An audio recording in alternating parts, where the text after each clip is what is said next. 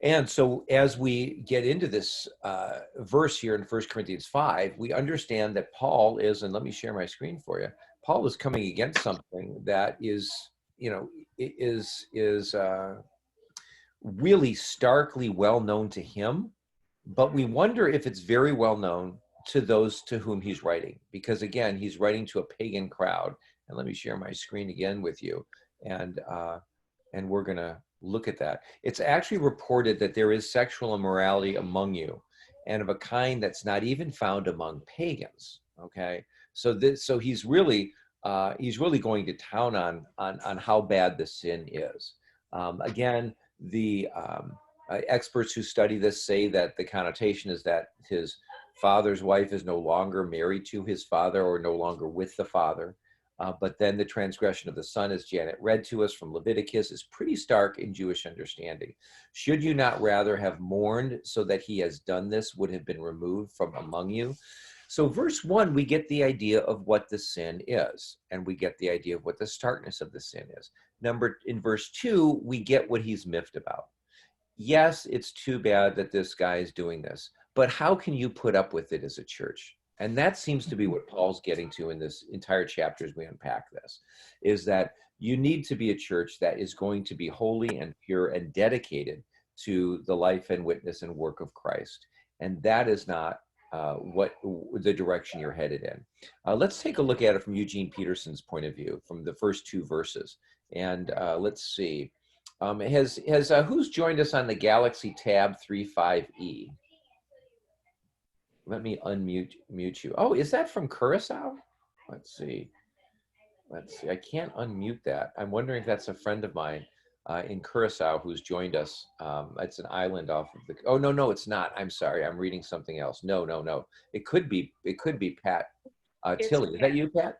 That's okay, me. Good. Yeah, you'd superimposed yourself onto something else, and I read it wrong. Pat, can you see our screen at all? I can see it very well. Thank you. Would you read the first two verses of 1 Corinthians 5 here, according to Eugene Peterson? I also received a report of scandalous sex within your church family, a kind that wouldn't be tolerated even outside the church. One of your men is sleeping with his stepmother, and you're so above it all that it doesn't have even phased you. Shouldn't this break your hearts? Shouldn't it bring you to your knees in tears? Shouldn't this person and his conduct be confronted and dealt with? Thank you, Pat, very much. And that really kind of puts in the modern vernacular, doesn't it? Now, why do you think Paul is so miffed at this? Let me just ask that question. Why is he so mad at this church for kind of tolerating this? Oh, the hours he spent with them, and the examples that he has presented, and knowing Jesus, and they've just fallen down. Well, I mean, shouldn't the church be a place of acceptance for people of all makeups and that's okay, and and backgrounds? And here he is pretty mad at that. It could be.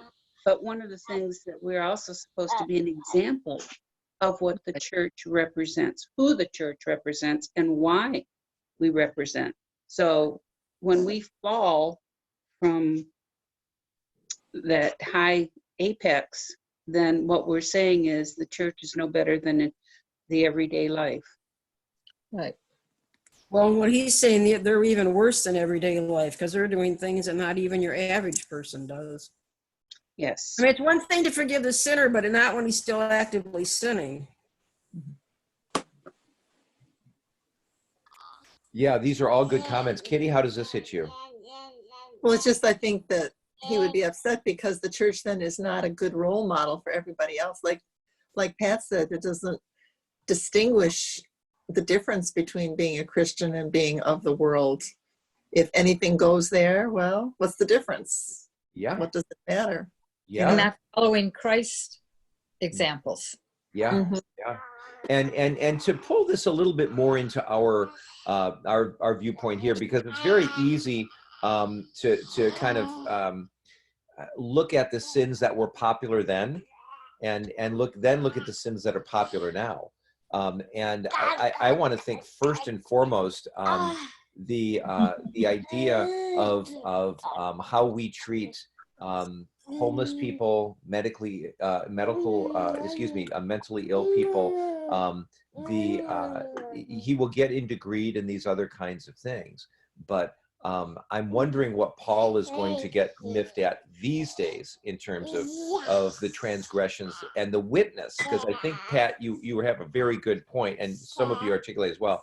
This is the witness of the church, and as Kitty put it, is the church any better than the world if it's putting up with slavery, economic inequality, the persecution of immigrants, the continued hoarding of those who already have too much at the behest of those who don't have enough.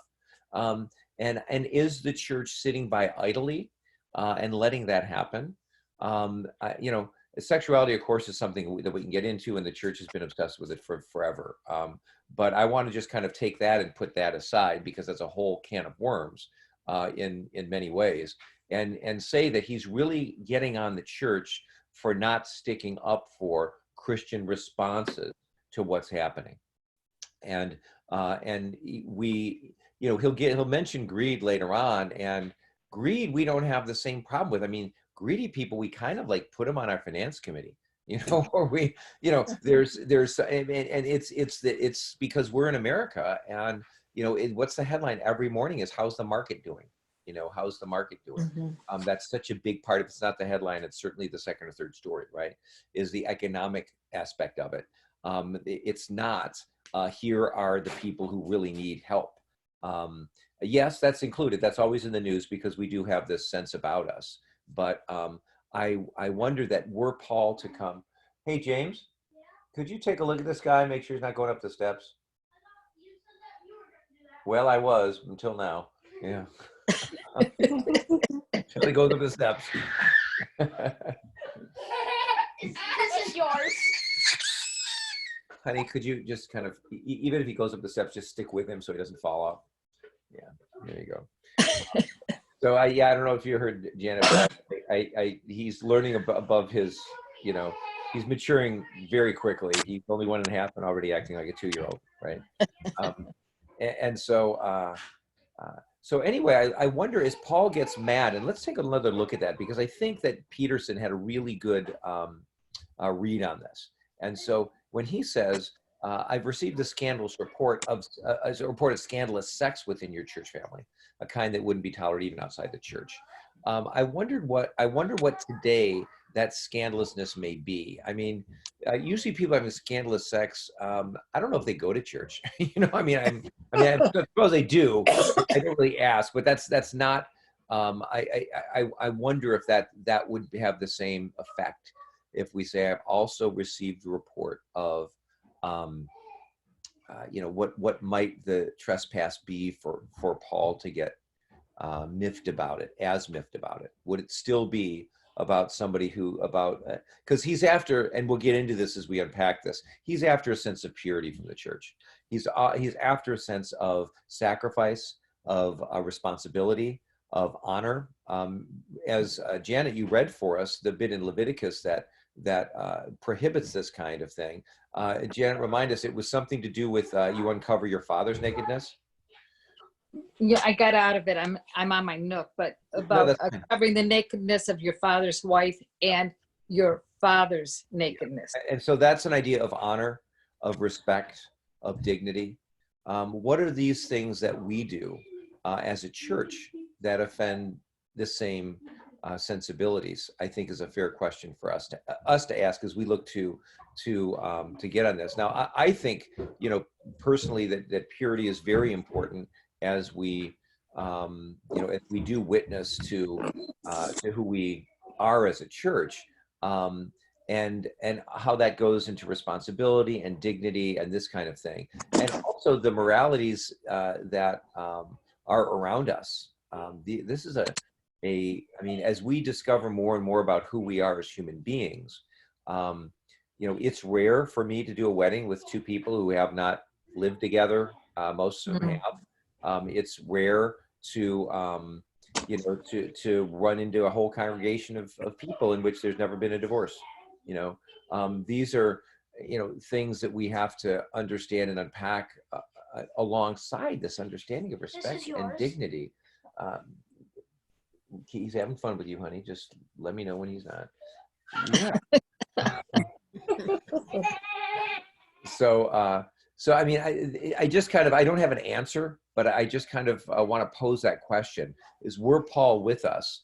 Would this report of scandalous activity be one that would be only limited to, oh, take it to James. James will give you one. Go take it to James. James will give you one. Hey, James, he's got some crackers he wants. What do you all think? What might be something Paul would be miffed about regarding this? Here, James, give it to me. I'm not getting any I work. know. I didn't get any yesterday. It's a tough one, isn't it? Yeah, it is. Yeah. Well, some of the things that I think the church is asked to be speak up about have to do with environmental stewardship. There's, especially among young people, that is a huge, huge deal. Are you trashing this earth for the next generation? And also about accumulation. Why does 1% of the very wealthy have more than the bottom 50%? And these become real equity issues, of which we cannot divorce God's strong words about that in the Hebrew Scripture. We're coming to understand the Bible more and more in terms of our environmental stewardship as well, and understanding that God did not give us complete license to ruin the place, but in fact stewardship to oversee stuff, right? But yeah, I mean, so Paul is writing stern words to this church, which, what I'm wondering is, how important was sexual purity to the witness of the church in their context? And I know that when the Episcopal Church decided to recognize same-sex people as welcome in the church, that this caused quite a rift in some parts of Africa, where the context was such that in order to do that, their Christian witness was in fact negatively impacted.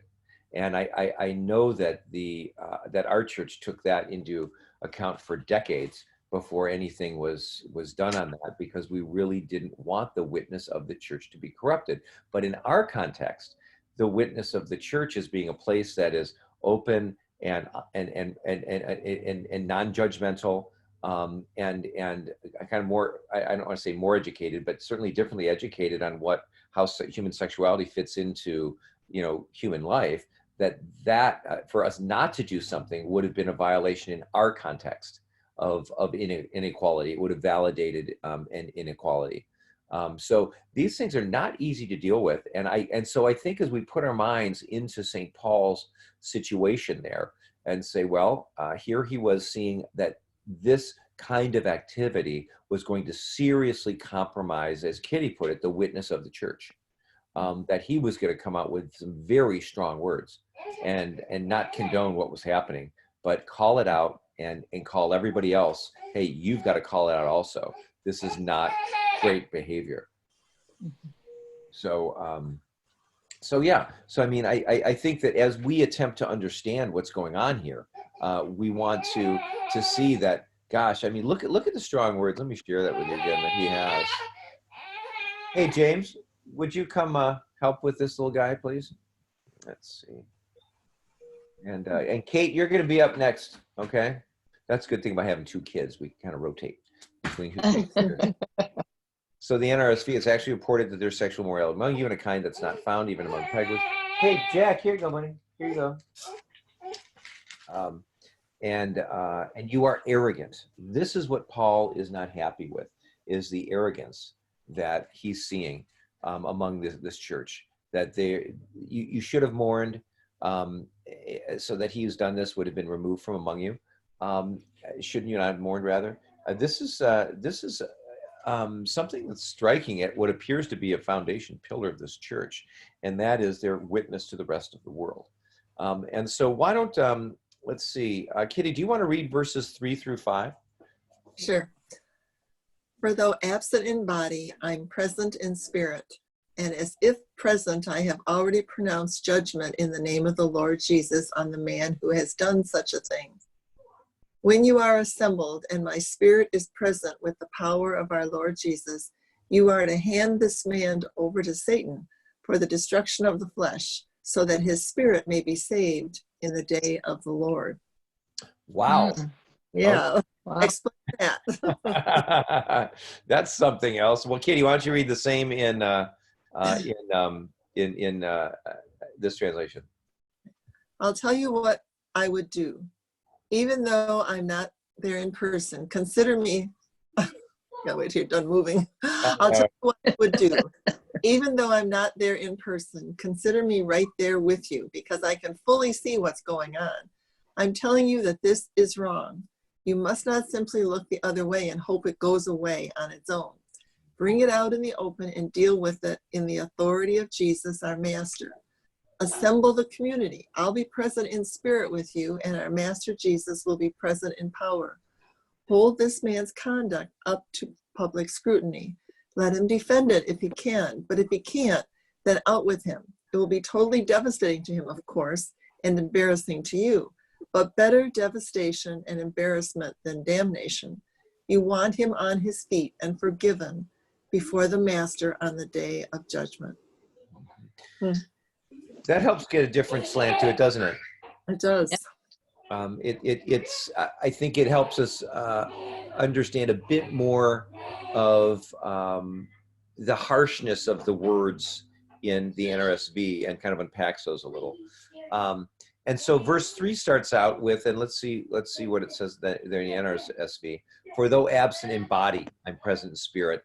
And he's basically saying, I'll tell you what I do, even though I'm not there in person. Consider me there with you because I can fully see what's going on. I'm telling you that this is wrong. So Paul seems to have a pretty accurate notion of this church, of the players, and of what's happening here. And so it's pretty clear. I'm telling you what's going on, and this shouldn't be happening. You need to know this is wrong. And so his advice: don't look the other way and hope it goes away. I love that turn of phrase. But bring it out in the open. And isn't that the truth that we all that we all kind of grapple with sometimes? Is when there's something that's done wrong, bring it out into the open, because there's healing. Call them out. I'm sorry? I said call them out, Call them out. but very hard to do. Yeah, sometimes. Oh my gosh. There's a book, and I keep it up on my shelf because it's written by a rabbi, and it's especially for clergy people. We are so guilty of this. And it basically says, the church would do a lot better if we had more courageous leaders, people that would call out, and maybe not sexual morality, but if you'd make hard decisions. I mean, if you could see that this person wasn't doing the job, can you make the tough decision to, get rid of that person? If you're wedded to a certain program or a way things have been done that some people are passionate about, but you can see that that's not going to help us for the long term, are you courageous enough to do that? And I wonder how that fits into your lives, having the courage to take a stand. Essentially, that's what he's saying. To do so from a place of honest conviction and not a place of, so often we want to put other people down so we'll feel better, right? Or call somebody else out because, it will make us feel better. But the idea is that, you need to have a pure motive. And Paul seems to be operating from that understanding that his motives are very clear here in wanting to call this person out. He does not want, as he'll get into it, a little leaven spoiling the whole loaf, right? So I think we can see that still in operation today. This idea of how how reticent we are as Christians to call out what needs to be called out, and we basically just are we're humans who don't like to be, we like things the same, where people have it. They say we do 95% of the same things we did the day before. We don't want to quote unquote rock the boat, and especially when it's going to cause some pain. He's asking them to do some surgery, and who looks forward to surgery, right? He's saying, look, you're going to have to cut and you have to get rid of it because it's going to poison the whole thing. And I'm sure they're like me and they're like, oh, no, no, I can find some way, right? How many of us have been putting off that operation, right? Or whatever. I mean, we can talk about physical stuff, but putting off difficult decisions. You know, what is a difficult decision that we put off? I think that's a profound question that this chapter poses to us. Why is this church willing to put up with this? Well, we're good church people. We've known him forever.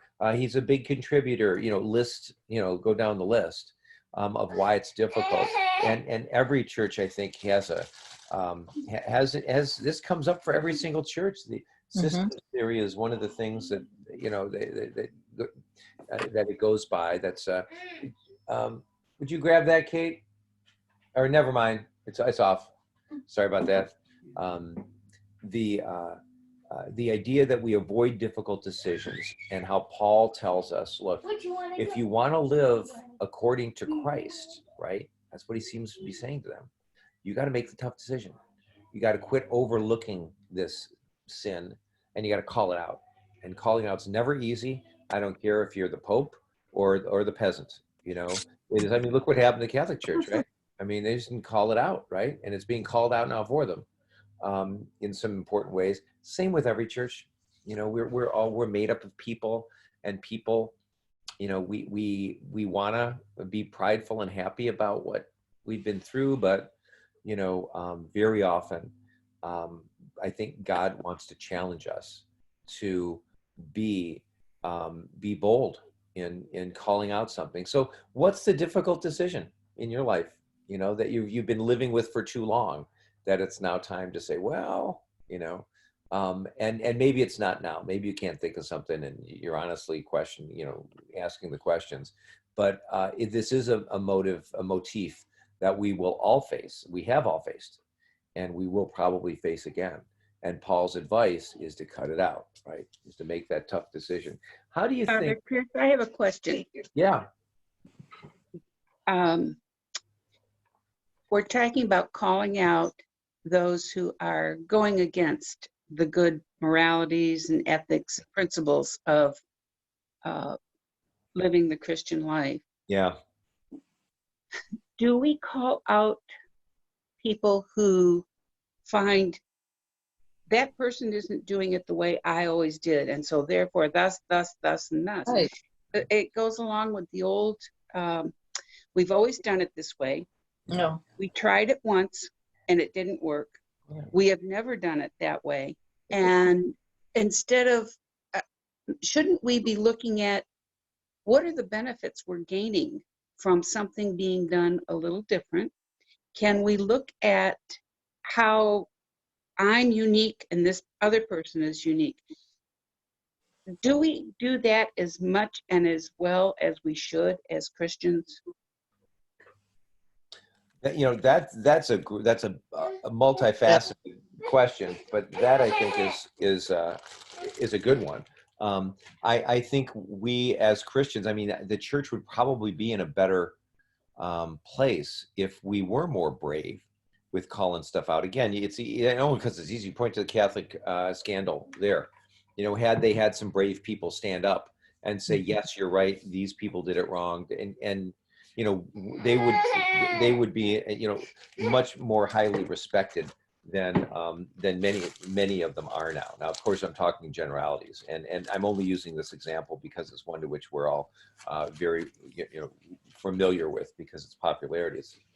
But I think you're right, Pat. I think we would do better to do that. I think we often will clothe our own personal convictions on something in the cloak of, well, the scripture says so.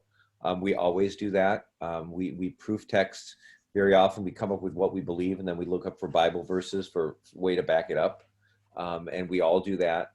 And we all need to admit that we do that, because I think that's important to But aren't there times when we should be using the scriptures in order to evaluate ourselves and how we are being that present for Christ? all the time. I mean, scripture is our number one, you know, guide and discernment tool. Is what does the scripture say? and to come to that scripture with an honest, open, I think of a pure conscience is so important for us. We often come to it with impure motives, and sometimes that we're not conscious of. You know, we are humans and we are frail in that way. So yeah, I couldn't agree more that we need to come in. And so how do we do that? We talked about that last time. We open the Bible with other people. We open to it with expert commentators. We open it up to be historically and poked and prodded with our minds and with the minds of others. And we do honestly try to use informed common sense to tell us what Scripture says. Even when we do that, though, there are people who come down on other sides of an issue, right? We all know that they're wonderful, devout Christian people we know who voted for that person that we can't believe anybody would vote for, you know, or voted for this amendment or this particular, belief in one way or another that impressed them. So yeah, I mean, even when we do that, we have to be open. And I mean, I think at the end of the day, God's our judge. And Lord, did we really try to operate with impure motives? Did we do the best we could? And this is why I think it's so important for us to do Bible study, and so important for us to continually question and walk in ways that deepen our faith, because none of us has the sum total of it. In evening prayer last night, Kitty, you may remember, I don't know if you're in there, but Stephen Bancroft was talking about one of the presidents who had died, and at 91, he got a visit from somebody else, and around him were stacks and stacks of books. And they said, well, what are you doing? You're 91 years old. He goes, yeah, I'm learning Greek. I mean, this idea that we're always learning and we don't have all the knowledge, and how important it is to be open to these kinds of things. This is so funny, you guys. This is like a dog bringing you the bone. He's like pulling the stroller. Take me for a walk now. Hey, James, would you mind putting this little kid in a stroller, even if you can just walk him back and forth here? He seems to be wanting to do that pretty badly. So and I'll move out of the way here so you can get past the St. David's. There we go. Just pop him in there. There you go. Sorry about that. But yeah, I think this is one of the more cogent and important passages that we run into. Is when we, when we can see, oh, wait a minute, this is a church that had trouble calling out sin, right? Oh, wait a minute, Paul has harsh words. Do the tough work of looking at yourself. Because what had happened, what do you think happened to this church? They got used to it, right? They didn't, oh, that's just Jim. He just does that. That's Molly. We've known her for a long time. Big deal. And they had, it's the old story of the farmer who, hold on 1 second.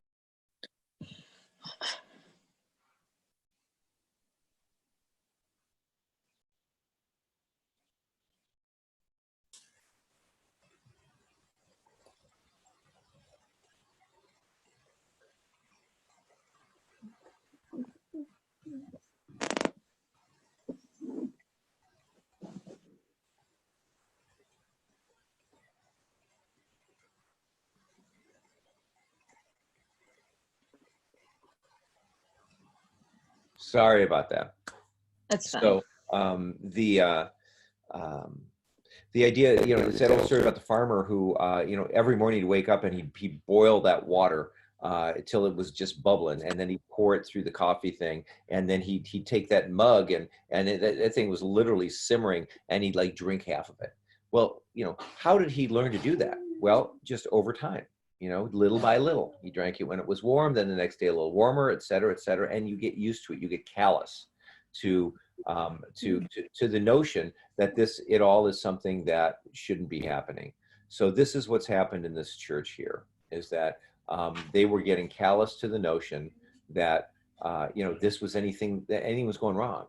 And I think this is a message for all churches, that we take a look and see, are we getting callous to something? I don't think that I can't see what it is we're totally callous about, but I'm a bad person to ask because I'm 6 feet into it, right?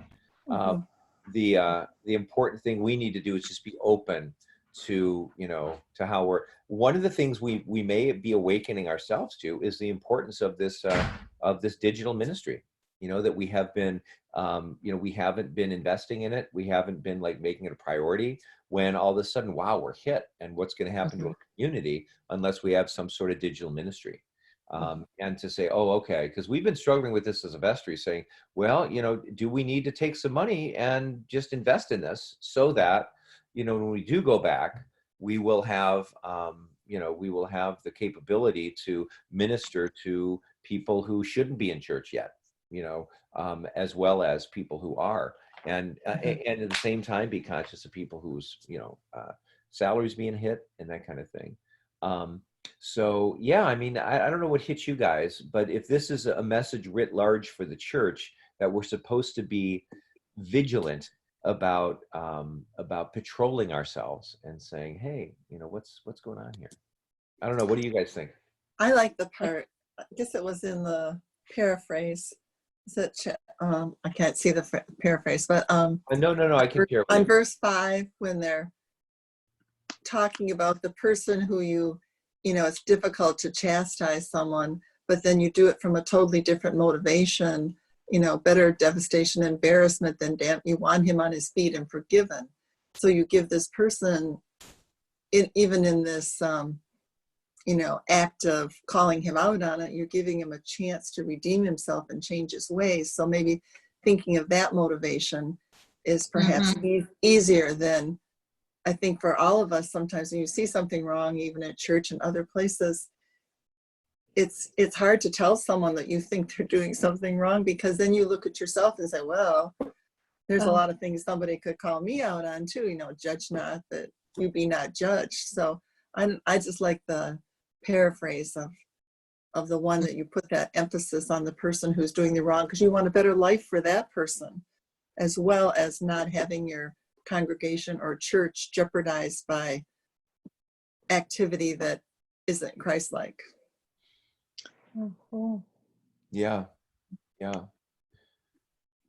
That's a good I point. think, I think I rambled, but No, that was a good point. Mm-hmm. Yeah. Okay. Let's look a little bit deeper here. Let me share my screen again, and let's go back to the NRSV and take a look at verses 6, 7, and 8. And let's see who's not read yet. I can read. Okay, go ahead. Your boasting is not a good thing. Do you know that a little yeast leavens the whole batch of dough? Clean out the old yeast so that you may be a new batch, as you really are unleavened. For our Paschal Lamb Christ has been sacrificed. Therefore, let us celebrate the festival, not with the old yeast, the yeast of malice and evil, but with the unleavened bread of sincerity and truth. Amen. Sounds like what you just explained to us. Yep. Let's go back ahead and read that from 6 to 8. Why don't you, Janet, read that as well? Okay. Your flip and callous arrogance in these things bothers me. You pass it off as a small thing, but it's anything but that. Yeast, too, is a small thing, but it works its way through a whole batch of bread dough pretty fast. So get rid of this yeast. Our true identity is flat and plain, not puffed up with the wrong kind of ingredient. The Messiah, our Passover lamb, has already been sacrificed for the Passover meal, and we are the unraised bread part of the feast. So let's live out our part in the feast, not as raised bread swollen with the yeast of evil, but as flat bread, simple, genuine, and unpretentious. Wow. Very interesting. Yeah. Very interesting. Let's talk a little bit about the analogy he's using here. And I want, Pat, could you go to, well, let me see here. Could you go to Zephaniah chapter 1, verse 12? Zephaniah 1 through 12. One point that I want to make before I'm still sharing here, we pop totally into that, is this what can be kind of a problematic idea, and that is when you are assembled and my spirit is present with the power of the Lord Jesus, you're to hand this man over to Satan for the destruction of the flesh. Okay, I don't want to just bowl over that, because essentially, as Peterson's put it, and as we I think rightfully understand, is he should be excommunicated. He should not be here to uh, to do what he's doing. He should go back to Satan's world. Okay. Now, what is Satan's world? Satan's world is where the law of the flesh dominates. Satan's world is that place where we are simply allowed to live according to what we think is best, without any sense that there is a God, there is a creator, we have responsibilities, we have to share this world with anybody else. Satan's world is actually something that we find reflected in some of our New Testament texts. And Kitty, I wonder if you could go to John 12:31. And let's see, Janet, why don't you go to Acts 26? And Kathy, I don't know if you've got a Bible there in front of you, if you could go to Colossians 1. Okay, because I think this is a really important point that Paul, and what Paul's basically trying to do, I agree with you, Kitty, is he's trying to humiliate him to bring about the taming of his soul and through the eradication of the sin. But as we turn to John chapter 12, verse 31, what do you see, Kitty? It says, now is the judgment of this world. Now the ruler of this world will be driven out. Okay, so there's that understanding that the ruler of this world, going back to the ruler of this world. If you go up to chapter 16, verse 11 in the same book, Kitty, and then he's Chapter got back 16. 16, verse 11, and then Acts 26:18. Acts 26:18. Do you want to read that one? I think Janice got it. You want me to start? Yeah, 26:18. Okay. Well, it's kind of, I said, starts with 17. I will rescue you from your people and from the Gentiles to whom I am sending you, to open their eyes so that they may turn from darkness to light and from the power of Satan to God, so that they may receive forgiveness of sins and a place among those who are sanctified by faith in me. Okay, and then Colossians 1:13.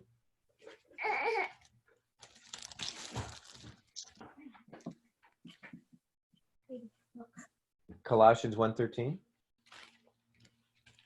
Who's got that? I don't know if you gave that one. I thought I gave it to Kathy. I guess I didn't. And then see, you've got John 16:11. Right. About judgment, because the ruler of this world has been condemned. Okay. Okay. There we go.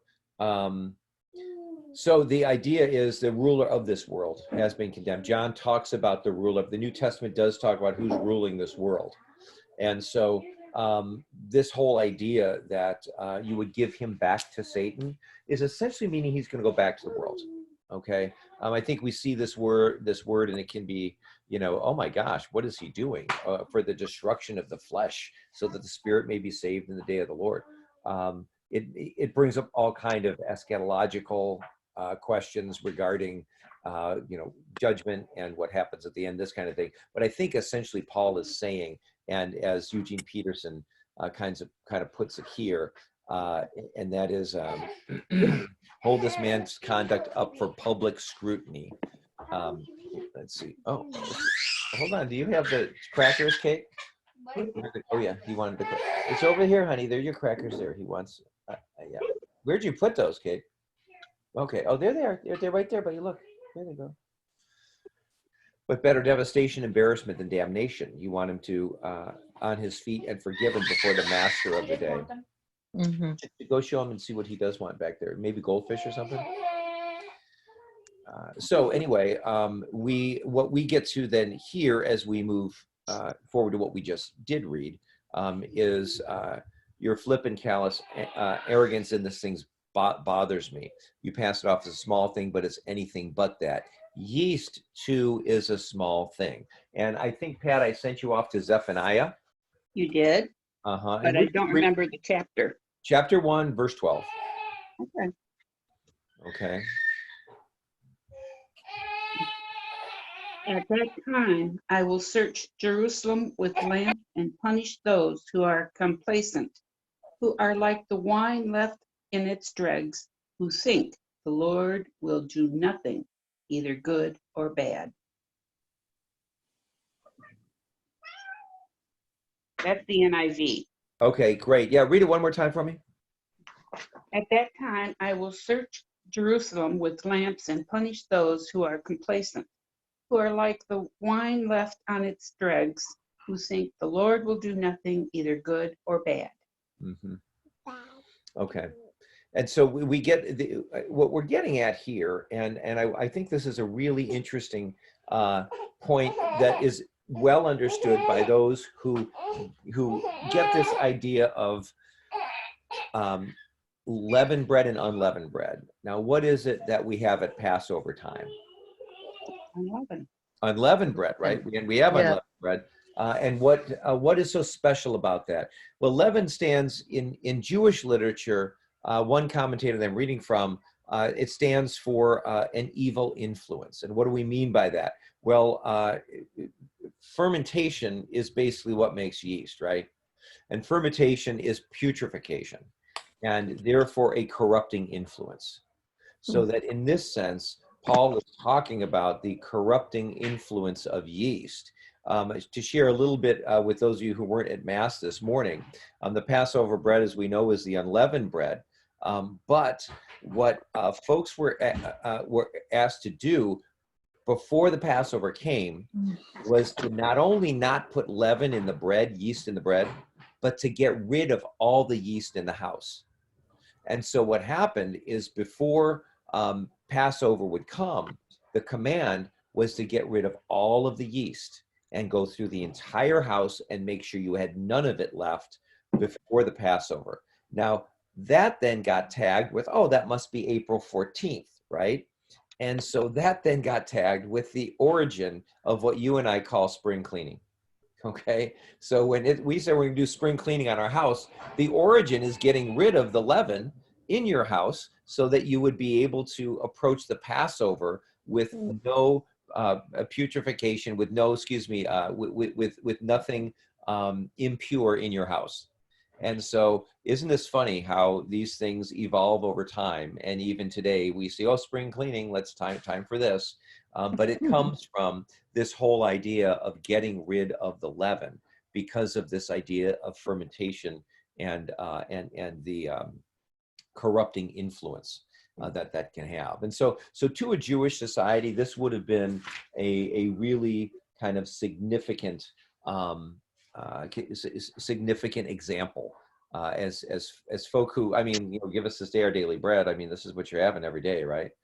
And so Paul says, your boasting is not a good thing. Do you not know that a little yeast leavens the whole batch of dough? Clean out the old yeast so you may be a new batch as you really are unleavened.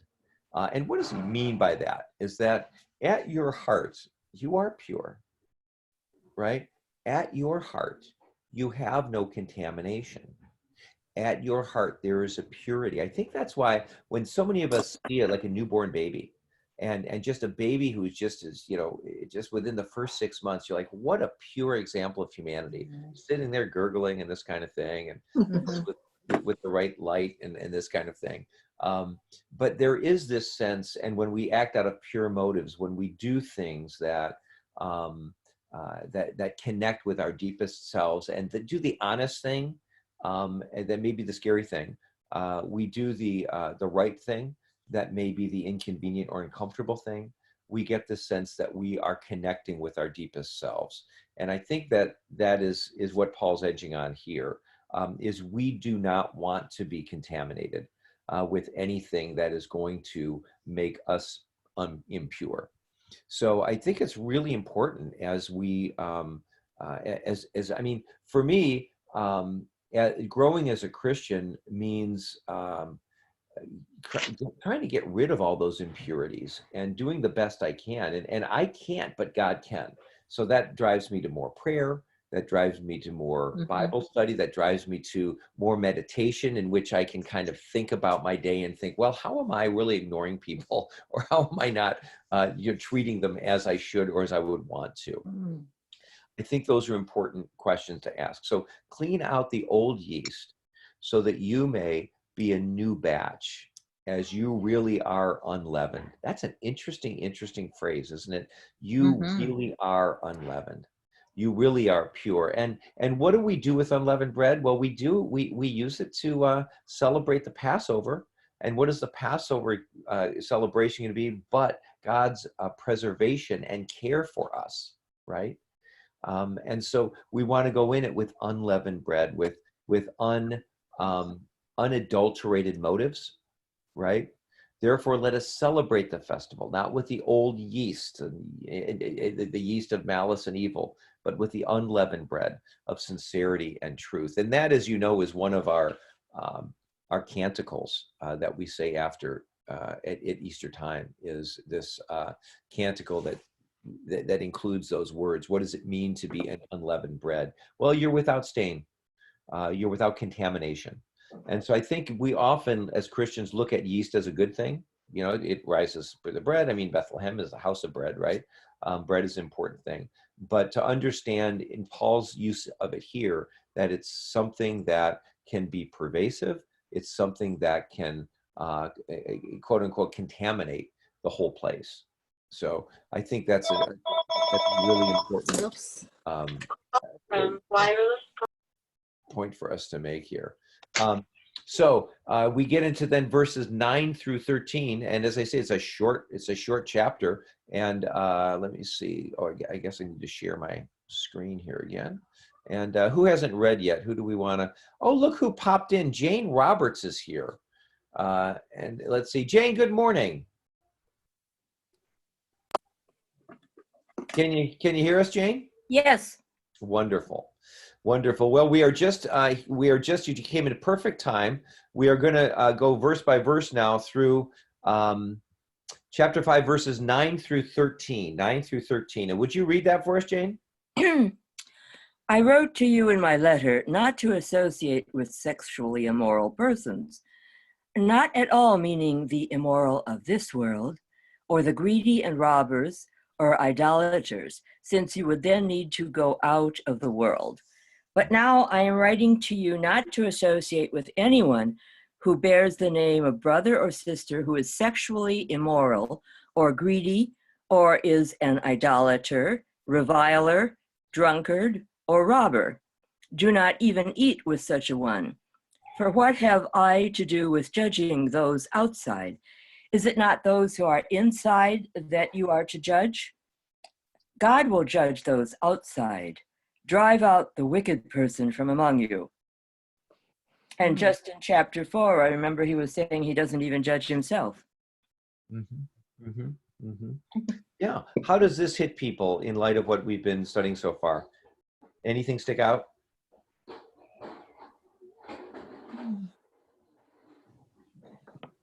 That the people in the church are held to a higher standard. And that God judges those outside of the church, but oh no. Mm-hmm. God is the ultimate judge. He has put everything under Jesus' feet and authority. And although we are not to associate with those who do the things that are against the laws, whether they are the laws of the Bible or the laws of the world, we are to, maybe the word isn't in there, but we are to pray for those because they will be judged by what they do. But doesn't he want to influence them? That's why I said pray for us. Oh, okay. Jane, you were going to mention something? Nothing. I just said way back in chapter 4, he Mhm. was saying that he doesn't even judge himself. And now he's talking about people in the church judging one another. Yeah. Pat, why don't you go ahead and read this from this translation here? Okay. I wrote you in my earlier letter that you shouldn't make yourselves at home among the sexually promiscuous. I didn't mean that you should have nothing at all to do with outsiders of that sort, or with crooks, whether blue or white collar. or with spiritual phonies for that matter. You have to leave the world entirely to do that. But I am saying that you shouldn't act as if everything is just fine when a friend who claims to be a Christian is promiscuous or crooked, is flipped with God or rude to friends, gets drunk or becomes greedy and predatory. You can't just go along with this, treating it as acceptable behavior. I'm not responsible for what the outsiders do, but don't we have some responsibility for those within our own community of believers? God decides on the outsiders, but we need to decide when our brothers and sisters are out of line and, if necessary, clean house. Hmm. That's an interesting turn of phrase, that last line, isn't it? And if necessary, clean house. And that's what real leadership is, isn't it, folks? It's an ability to look at the things that need to be done and being courageous and brave in doing them, pointing them out, not going over them. You know, those I think are really important words for us to, hey,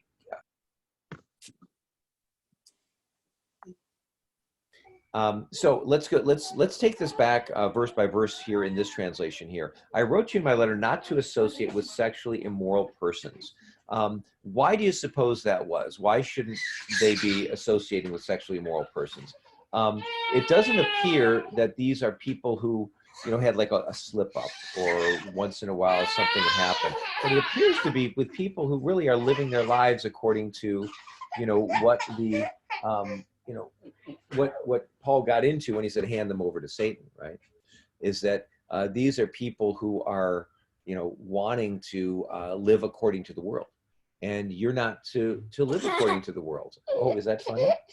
But you're to live according to this new life that we've shown you in Jesus Christ.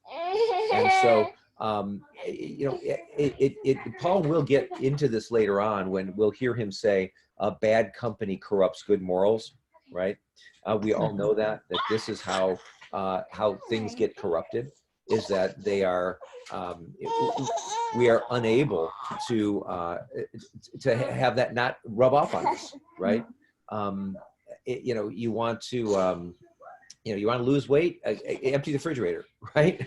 I mean, these things are going to rub off on us. And I think Paul is really trying to remind them of this idea that it's not that God doesn't love everybody in the world. God does. It's that when you have people whose focus and motive are going this way and you're trying to go this way, it's really, really hard to share the same. And Paul will get into this when he talks about, shall we say, mixed marriages. You know, it's really hard not to have an impact on somebody that you're living with or sleeping with, that, you know, these are realities here. Let's see. When we get to, I wrote you this in my letter not to associate with sexually immoral persons. It's not that God hates sexually immoral persons. I mean, we all have sinful, immoral parts of us, and God loves all of us. But he's worried about the purity of the church, the witness of the church, the viability of the church. And so in verse 10, let me share this again with you here so you can see it.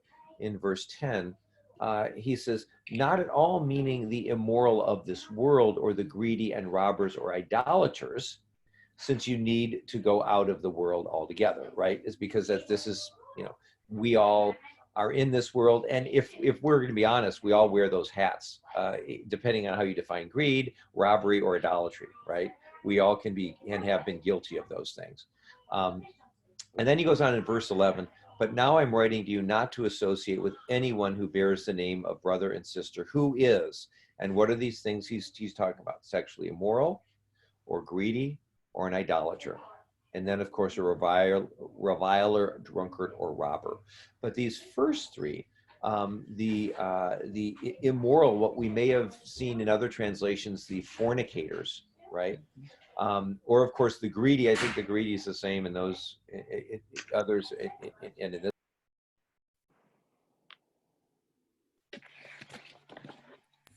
And then the third, of course, is the idolater.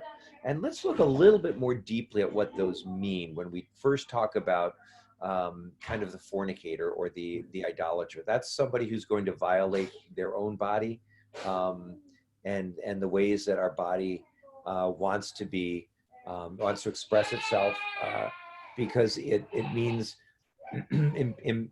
embracing and participating in these things where really selfish desires are at play here, and not so much the care and desire to help others.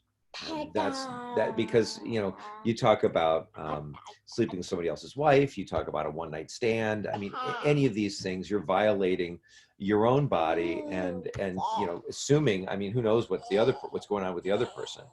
The second, of course, is greed. And when we talk about greed, we're taking away stuff that belongs to other people in many ways. I think of the fact that all of the food the world needs is currently being grown. We have more than enough, but it's often greed at the heart of us not sharing it with other people. And what is that? What does that?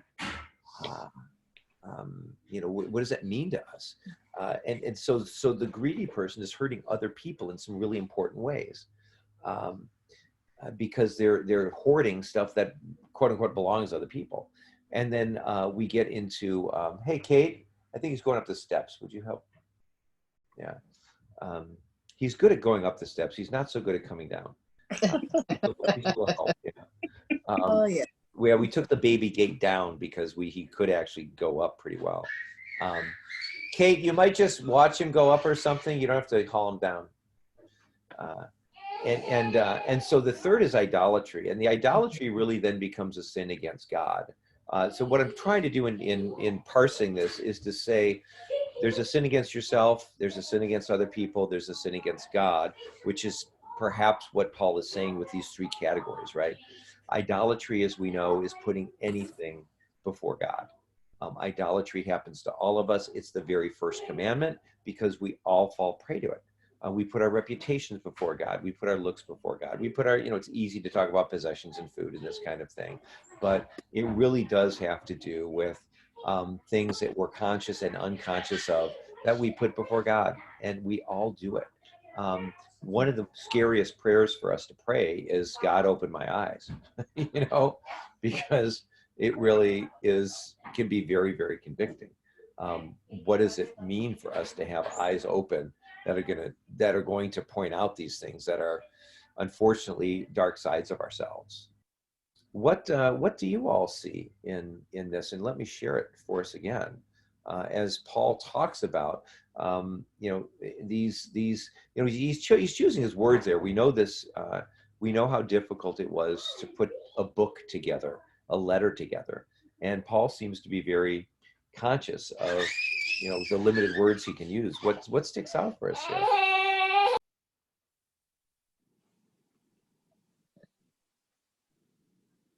I guess the thing that I think of is it's just trying to tell us if we act that way in a church, we're being hypocrites.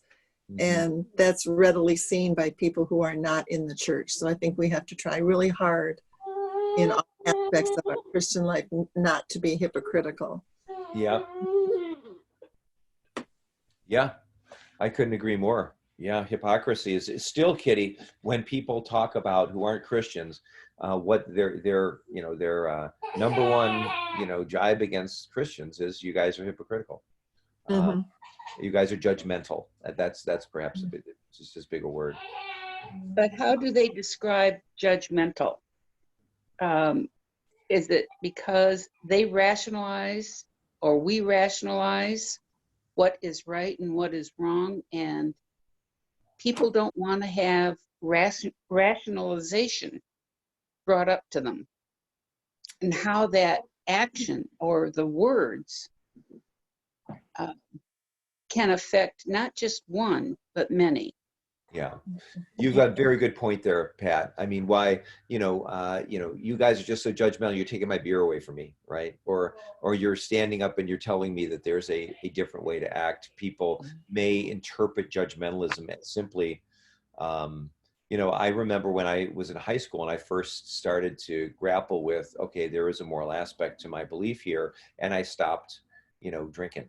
I mean, not that I was a big drinker anyway, I was just in high school, but my friends would all be drinking. They'd pass one to me, and I'd be like, nah. And there was a sense that they felt judged by that. I wasn't judging them, but they felt judged by my behavior. So I Mhm. think you make up a good point, Pat, that very often when people say they feel judged, it's not because a Christian or, anybody else is trying to judge them. They're just saying that, look, for me, this isn't the right decision. And that's interpreted that way. I think that's a good point. Um, we may make people feel judged when it's simply them judging themselves. Bless you, Kitty. Excuse That's me. not always the case.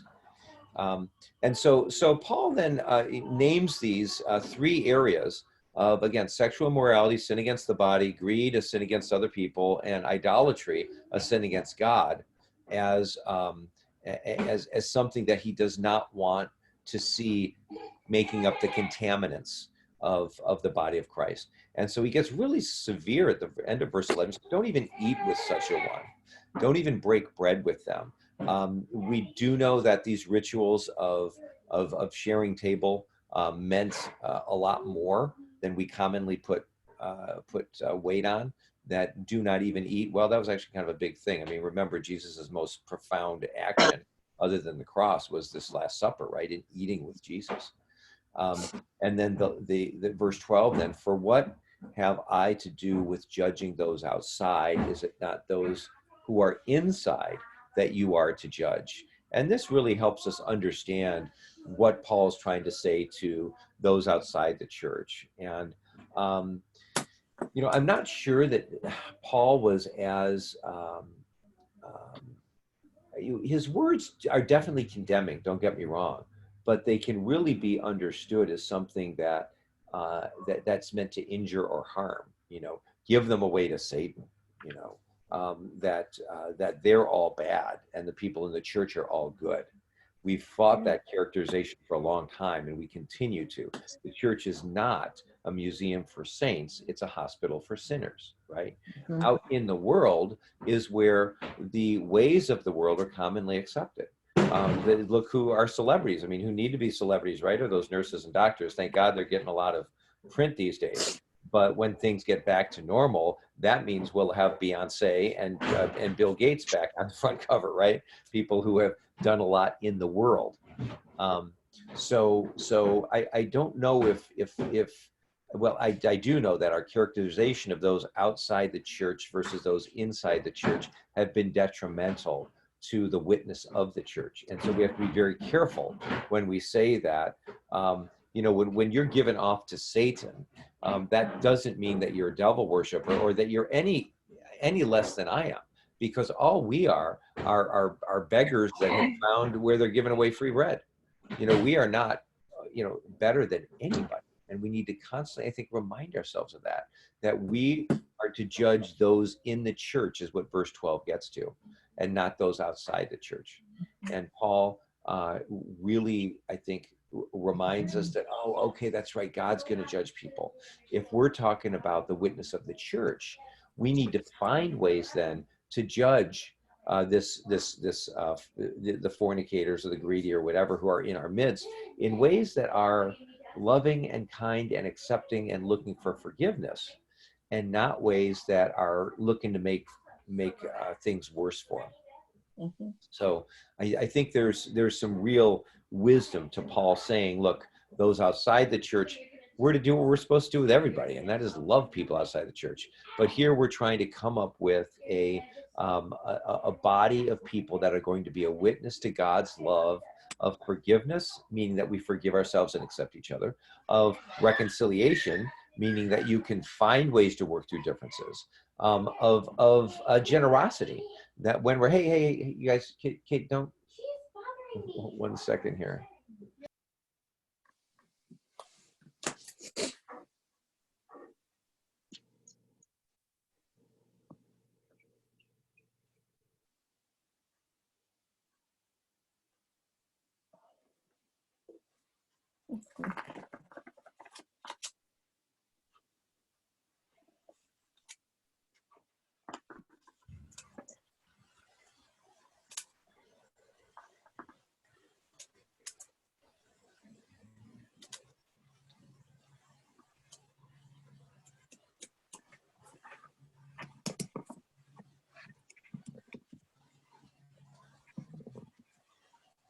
Thank you very much. So anyway, let's move to the last verse. I'm seeing the time. We're getting close to that. Let me share my screen here. Actually, before we move to that last verse, let's take a look at what, or no, we've looked at that already. So this last verse is, God will judge those outside, drive the wicked person away from you. I mean, is that like really haunting when we talk about, the Salem witch trials or Right. the Inquisition or any of these things that the church has used to, put this into bad practice? I just think of all of the bad motives of clerics and people in charge of the church that for whatever motive they had. Do you guys watch many of the, I'm thinking of, Jane, what was that show on, The Borgias? Did you ever watch that show? No, I didn't. Borgias, and it's a true story taken with great liberties in order to make it sell. But it's about a corrupt pope back in the 1100s, 1200s, 1300s. I forget the exact year, but it shows the machinations that would work in order for people to do basically things I think Paul would be incensed about. I mean, I really wonder what Paul would say to any of whether it be the Archbishop of Canterbury or to the Pope, when you live in a palace, or these kinds of things that that Paul seems to have a real opinion on. But anyway, in Peterson's version, he says, I'm not responsible for the outsiders do, but don't we have some responsibility for those within our community of believers? God decides on the outsiders, but we need to decide when our brothers and sisters are out of line, and if necessary, clean house. Let me put that up there for you guys to see Peterson's version here. Fail to share that. I have God a question. Yes, go right ahead. That last sentence is in quotation marks. Does that mean he's taken it from an earlier scripture somewhere? Drive out the wicked person from among you. Yeah. That's a good. Usually when that's the case, they have a footnote and say where it comes from. But I couldn't find one in my. I don't see one here, and certainly that quote may be from the Hebrew Scriptures. Or from elsewhere in, well, no, it would be from the Hebrew Scriptures. Paul's writing too early for it not to be there. But this whole idea of, I mean, look at that word drive out the wicked person from you. Don't let that leaven corrupt you any longer. Don't, it's not about letting it die off the vine. It's not, and I think we all kind of, you get into institutions, or you get into, maybe it's a neighbor on your block. Oh, we'll wait till they move away, or, let nature take its course. But Paul is like, no, you've got to drive it away from among you. And what is that, element of your corporate body that is something that needs to be dealt with? And so I think as we wrap up here, we do well to return to, I think, one of the overlying themes, perhaps the overlying theme of this chapter, which is that as we apply it to ourselves, that there are difficult decisions that are needful to be made, and that in not making them, in putting it off for another day, in procrastinating, right? Not doing what you should be doing today, you're harming the church, right? Is that these are not just decisions that, oh, okay, I saved myself a little pain.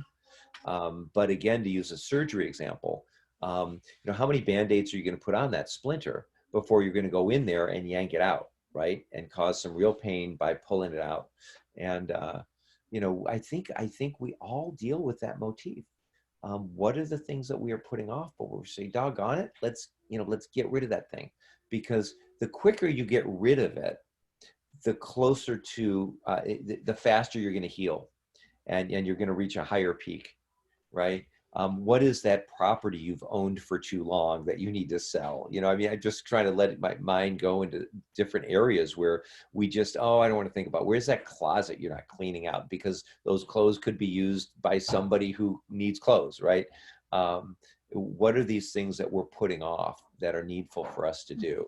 And those are all variations on the theme that I think Paul's trying to make in this 5th chapter, which is that making difficult decisions that are for the long-term good are things we need to decide on. And I mean, as a church, we look at that and we say, hey, are we making the decisions that are the most needful for the long-term viability of the church? What is it in our lives, those decisions that we can make to really help flourishing come in the long term?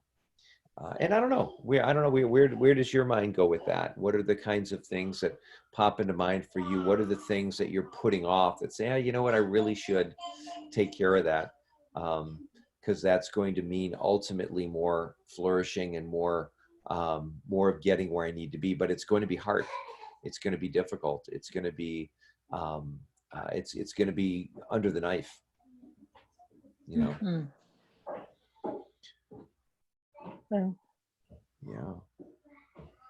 So maybe as we go from here, we can ruminate on that. And I think a good prayer for that is a prayer of awakening. God, I don't want to be awake to a lot of things, but I know you're trying to awaken me to a lot of things. I don't like to be the spokesperson, the banner waver, the, hey, everybody, this has gone wrong person. But take me, shape me, mold me, use me. I think when we pray that prayer, we open ourselves up. That's a dangerous prayer. When we pray, Lord, use me. Lord, enlighten the truth, because we may not want to know, what's the old Hollywood line, you don't want to, you can't handle the truth, and I think that we really want to be conscious of those ways in which truth is out there and available. So anyway, any last comments? I find that last couple verses somewhat confusing or contradictory to me, in that I understand what you're saying about within the church and that, but it seems to me like we're still being judgmental of those that we decide are less than what is the sexually immoral and things like that. Aren't those the people you want to get your message to? Yeah. And that, Janet, you bring up just such a really salient point. How do we decide where to draw the line? And Yeah. Different denominations have sprung up as a result. Some people are like, we're going to draw it this hard. And others are going to say, well, the church is a place where, we should not basically kill our wounded. Mhm. We should Yeah. bring the wounded in to be healed. But for a long time, the church has been accused of doing that. And that's, I don't think any church wants to be like that. But that's just where it goes sometimes. Yeah, I think it's verses like this that tend to give Paul a bad name, in as much as he has a bad name. Mm-hmm. Yeah. But he's written so many beautiful things. But then, I don't know, do verses like this, does that reveal something about his, well, he was very strict before he got knocked off of his donkey. Yeah. Maybe some of that remains, Right. No, I couldn't agree more. I think you're right. Yeah, it's a nuanced, balanced interpretation that we want to bring to this thing. Now, that thing about drive out the wicked person, that precludes any possibility of them, helping him be redeemed. Right. Right. Yeah, that's exactly it. But I don't know if the stark terms that we're understanding this in are the stark terms that maybe he had. There's my psychiatrist likes to say there's message sent and message received, and was that message, is that the message being sent in that way? Well, those were the words he chose. Well, I mean, are we The words interpreting we those? use reflect what we're thinking and feeling. We can always choose different words. We could have said we have to clean. He could have said we need to clean house instead of we need to drive them out. Yeah. Well, Father Chris, I have a question if we have time for it. It's Sure. quick. The word constant has been coming back and coming back. We work with someone to a point, but then we have to realize God's wisdom will give us the the time when we no longer are working with them. Is that it? Well, again, and I think Janet kicked it off like this, is there are, there are nuances in this. These are judgment calls in many ways. Okay. Thanks, James. And that I so much of this is contextual. I mean, what we need to remember is Paul is writing Dr. Paul is writing a prescription to a sick church, and the worst thing we can ever do is take somebody else's prescription, right? So we want to be really mindful of not, of course, the context and the meaning behind these kinds of things, but the interpretation of it then becomes really, really something of sensitivity that we want to be mindful of. So Pat, I don't want to be evasive, but I do think there's a contextual issue that we grapple with here. Well, thank you. Thank you. Deal with this. So okay, well, as this meeting ends and another one begins, may the blessing of Almighty God, the Father, Son, and Holy Spirit be among us and be with us this day and always. Amen. Amen. Thank you, Father Amen. Chris. Thank All you. right. Thank you. I'll see you next week for chapter 6. And Father Chris, I'm going to have to leave. I've got a pinched nerve and I can't sit much longer. oh dear. Oh, I'm so sorry. Yes. Don't sit. Thank you. Okay. And I'll talk to you My soon. prayers are following. Oh, thank you. Take care, Pat. All Thank right. And Carol, I'm going to leave you here for just a second. And I'm Okay. going to go conduct traffic here, and I'll be back in just a bit for our meeting. Okay. Okay, great. Yeah. Thank you, Kate, so much. Hi, Kathy. Hi, sweets. How are you? Okay, how are you? Well, obviously way too comfortable because I kept falling asleep during that last meeting. Okay. Wake up and go, what just happened? I think I lost 5 or 10 minutes there. Yeah, that happened to me when I was driving once. That's not good. No, well, not 5 or 10 minutes, but I sort of blanked out and I opened my eyes and I realized that I was like, quite a ways away from where I was. Yep. No, if I get tired when I'm driving, I'll stop over and grab Well, a I didn't even Yeah. realize I was tired. I was coming home from work actually, so it's on a city street. It's not a highway, and I was coming home from work, and I just, no warning, just blanked out.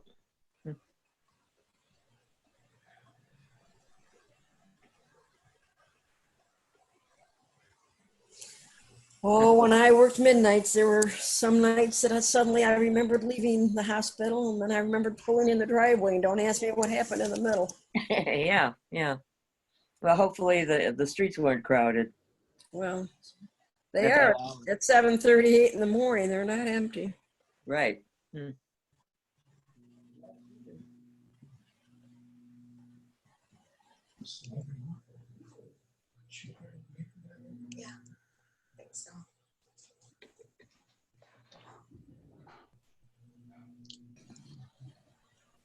So how are you, Carol? Well, I'm getting tired of cutting my bangs. I'm telling you that right now. Can you hear me? I can hear you. And believe Yes. me, Yes. I'm ready to cut all my hair. I'm telling you. I know it's just gets to a point where you just can't really do much with it anymore when you're used to shorter hair. So, but if that's my only complaint, we're doing pretty well. I figured the only thing good about this is nobody looks at me anywhere unless I'm zooming. So Well, I Hi, finally. Kathy. Hi, Judy. Hi, Carol. Hi, everybody. Hi, Jan. Hi, Lynn. Who has the pinched nerve? Is that Jan? no, that was Pat Tilly. Oh, Pat Tilly. Oh, How painful. Yeah, that's why she left. What's Oh, too bad. Pat Tilly has a pinched nerve and she can't sit for long in one position. Mm. So she was at Bible study, but she left before this meeting because she just couldn't Oh. in one spot. And there's really not too much you can do for a pinched nerve, right? Just little pain medication and rest, or Well, shift your position. Where's her nerve? In the back or? Yeah, she just says when she sits too long, it gets aggravated, but she didn't specify where. Oh, Mm. okay.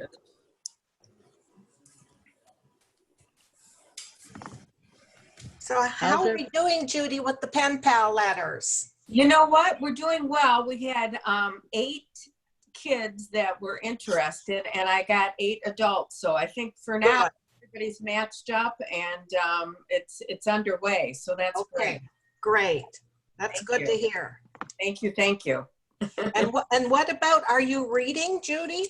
You know what? I'm not. I guess I kind of put that on hold just while we got the pen pal thing going. I'm Right. not sure if that's going to happen or not, but maybe. Uh-huh. Well, it's always an option, but you have Right. enough on your plate, Judy. Yeah, for now, I think I'm good, but Yeah. we'll Yeah. see. Well, I wasn't here last week. Did I miss anything? I didn't get anybody telling me I was supposed to do something. Thank you, Judy. That was my job, Jan, to make sure you didn't get any assignments. No, Yeah. I don't think She you missed She needs a break. Hey, it. Good morning. Hi, how John. are you? I'm good. Hi, Lynn. Fix that You hair, look Johnny. fine, Johnny. Huh? Fix that hair. Oh, you can see me, honey. Oh, it's a mess, but I don't care. Yeah, Who cares? Who cares? I know. I said, oh, I forgot lipstick. Oh, well. Oh, well. And you know I what? think I've stopped wearing it. I mean, Yeah, why really. bother? You wear lipstick because when you go out, you have to put a mask. So I Right. didn't bother Yeah, putting right. lipstick. You know what? Right. I know, but I mean, I only need to get nice for these Zoom calls. Of course, when I go for walks around the neighborhood, it's always like, uh-oh, I hope I don't run into anybody I know. But they should have a mask on, right, Lynn? Well, we're just out walking outside. I don't wear a mask outside. You don't know. No. Well, I depend on how many crowded it is, I will. Yeah, Right. I Yep. mean, yeah, of course, but I'm just in my neighborhood and Well, my neighborhood can get pretty crowded, let me tell you. I've seen parades of people go by. Oh, I geez. was amazed last weekend at the number of, neighbors who were standing visiting. A little close for my comfort. Yeah. It's amazing how people are doing that. The only place I don't wear masks is I'm in my backyard. That's it. Right. Yeah. I always have one.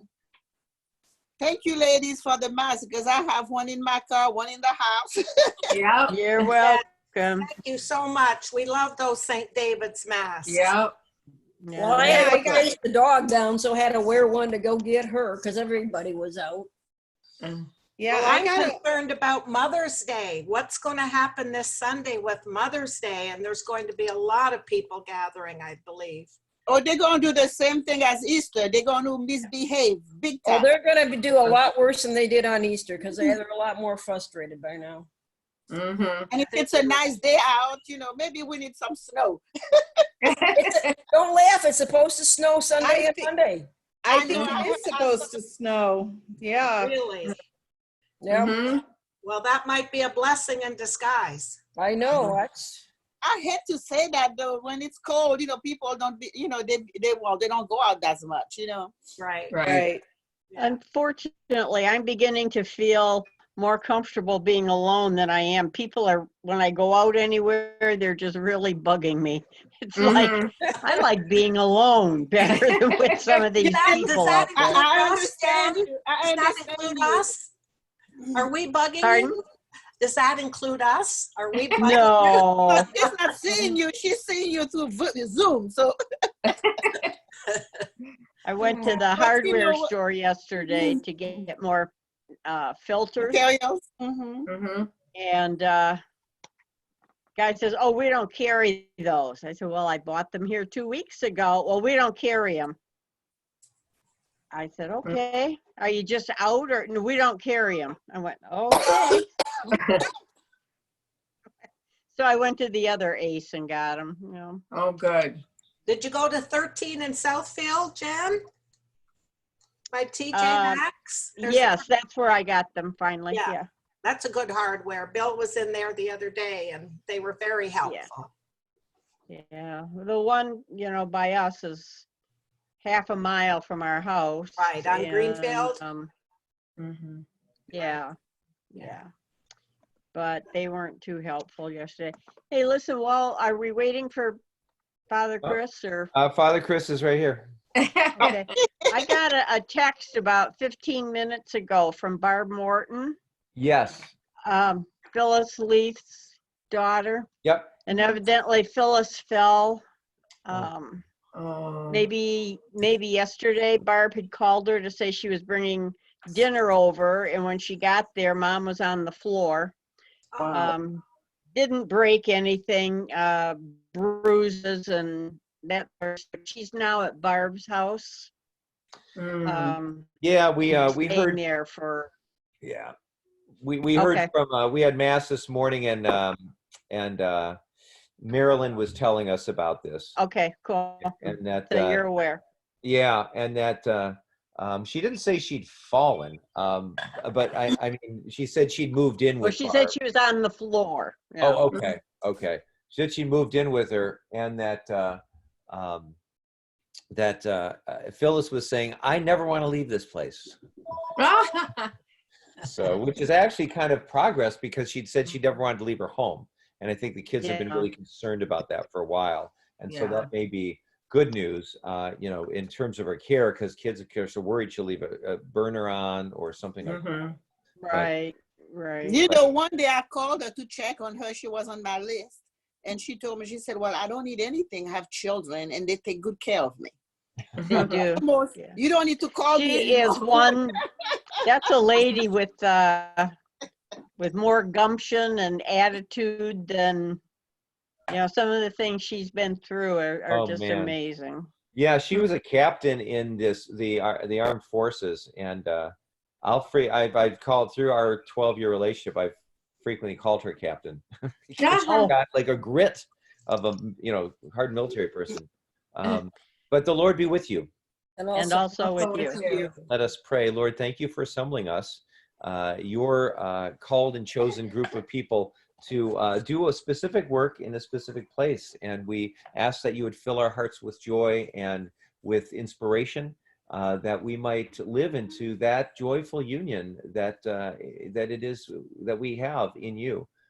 Help us reach out to those who are hurting and inspire us into ways we might share the love of Christ. In his name we pray. Amen. Amen. All right. Well, a little caution. We've got 2 homeschoolers and a toddler running around. And I'm in charge, so you know Oh, dear. what's happening. Yes. They make Cheetos for kids now. Oh, my gosh. Yes, and he kind loves. of like dog treats. Yeah, well, it's interesting. I watched James the other day, and James was like, "Here, boy, here, boy." So there is something like that, but he'll want to be picked up in a second. You'll get a chance to see him. So the outreach things that we are up to, as we know, is the pantry, and where we need some help with the pantry is we are, some of our volunteers are beginning to go back to work.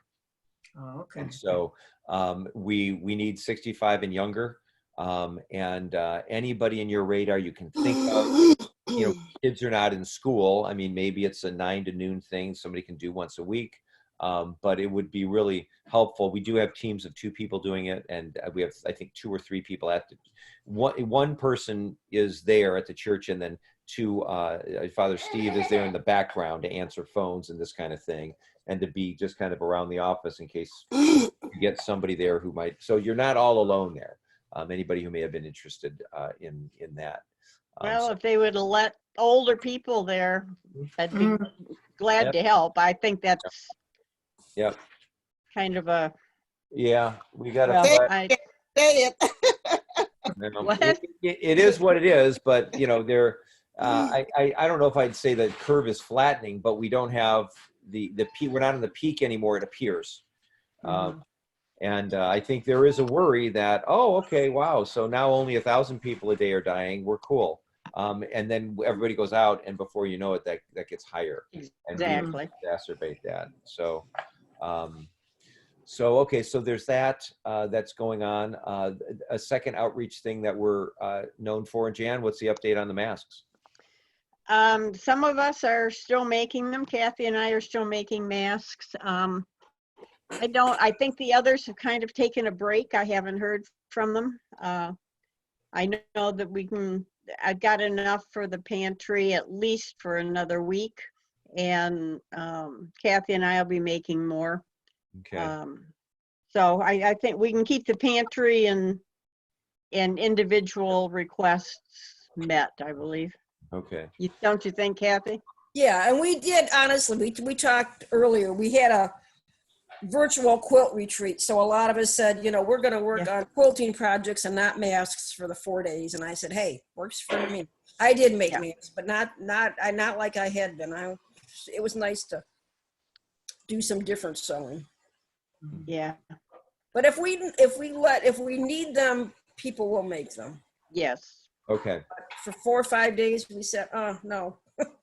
At least for the food pantry, and then any of our parish who calls, I've had members calling me individually and wanting masks, which I've been happy to make.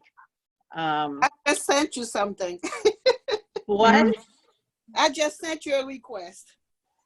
Oh, I see you did. Yes. Okay. Not a problem. But as far as all of Oakland County, I don't think we can keep doing that. Yeah. You need any supplies, Jan or Kathy? Oh, you have not. I'll send you a picture of my couch. So you have lots of fabric?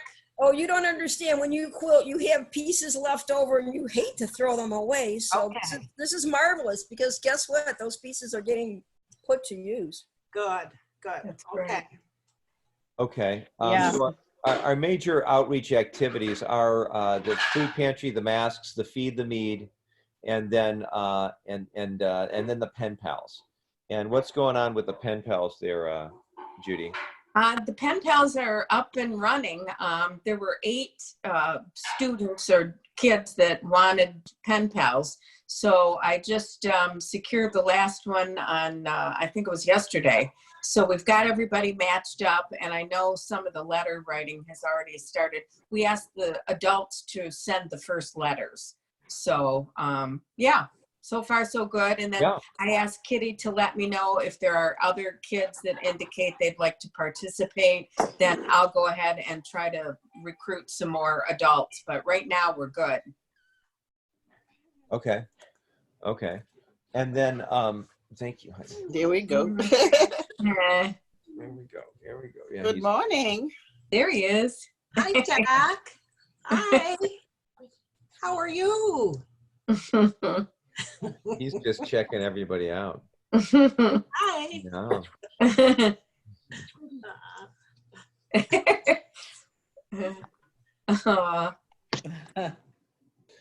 There he goes. There's his wave. Hi, baby. That's a good wave. I'm making him do that. I'm waving my arms. And James is in waving back my- of the computer waving at him furiously. Well, he really is looking more and more like James every day. He is. James calls him Mini Me. Yeah. You Yeah. told I know you. Okay, buddy. We know more healthy cheese puffs. It's like our own little language, really. I wave, but when he stops, I stop. Basically, like he thinks he's controlling me. Okay. Trust me, if that were happening, I'd be in a lot of trouble. Yeah, that would be. Keep an excuse. You're a baby. Okay. So anyway, we have the feed the mead, we have the pen pals in terms of outreach going on.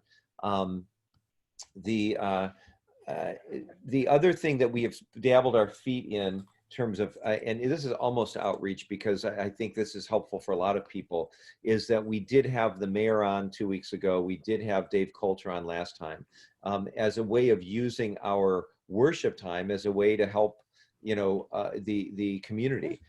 This Sunday, I've asked the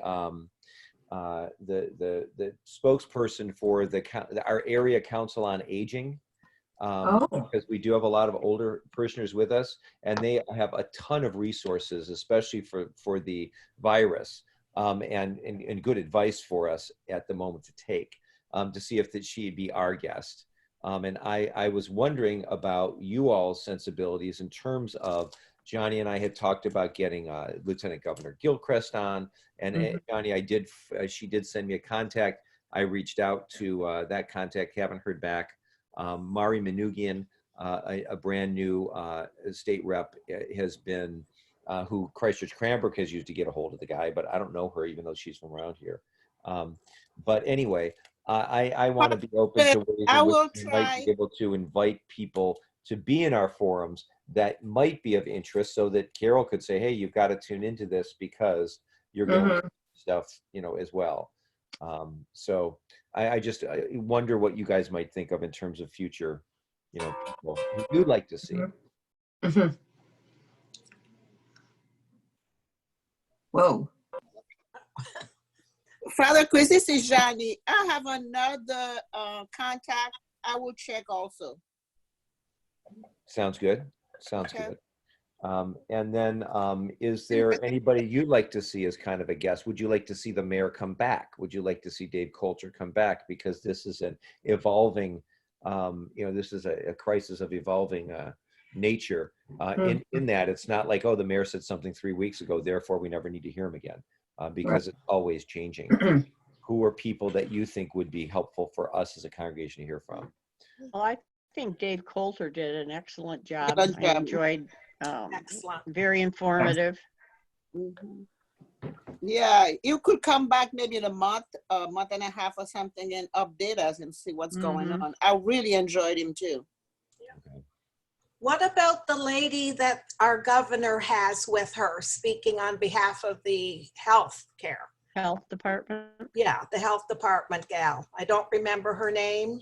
Janae Calhoun, the doctor. Yes, she is very, very good. I wonder if she could be available to speak. But you know what? Someone from the health department would be a good person. Yeah. So not necessarily her, but Not some say, but somebody representative. from our staff, because, I think a lot of us could use that now, about how we're going to behave, from now on, and then give us tips. I think if someone from the health department will be good. Yeah, that was my first instinct too. And I asked Dave Coulter to pass me along the head person for the county that we could talk with. So that I haven't heard back from him. I can ping him again. And, I think that would be, yeah. I think one of the things that would be good to straighten out with everybody is, what does it mean if you have a negative, if you go in for testing and your test is negative? What does it mean that you have antibodies? That I think it's getting confusing. Everybody, well, I'm negative. That's great. Well, maybe it is and maybe it isn't. Doesn't mean you can't get positive in the future. So right. Maybe some questions like that. Yeah, no, I think you're exactly right, Jan. And one of the, and so I wanted to throw that out there, Johnny. I think that's a great idea. I think somebody from the, health department in that capacity could be really good. And the other thing I want to pass along to you, did you guys read the bishop's latest directive on how we reopen? I read the next phase, and then I stopped. Okay, Jan, did you read it, Judy? I did. Okay, did you read it, Lynn? No. Okay, Kathy. Oh, yes, actually I did. Sorry. I zoned out for a second. Yeah, that's a lot. It's going to be a lot. It's going to be a lot. It's going to be Where a lot. was that posted? Just on an email, online? I'm going to share it with you, Carol, because I thought it would be helpful for us to go over as a newcomer committee, because we are going to be welcoming people through this time. This is a, this is a 12-page document.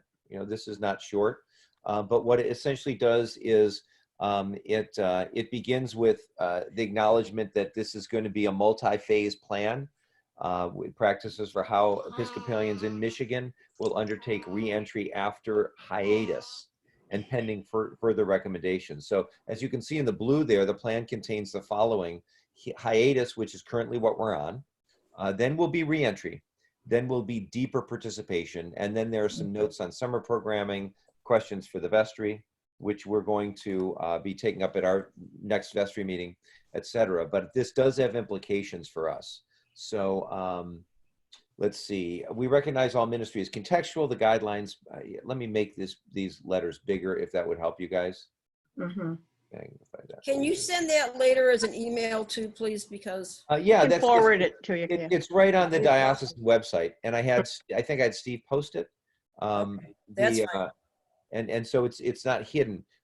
So the idea is that the guidelines articulate the practices and fall into categories of requirement and recommendation. Requirements are mandatory and enforceable by the bishop.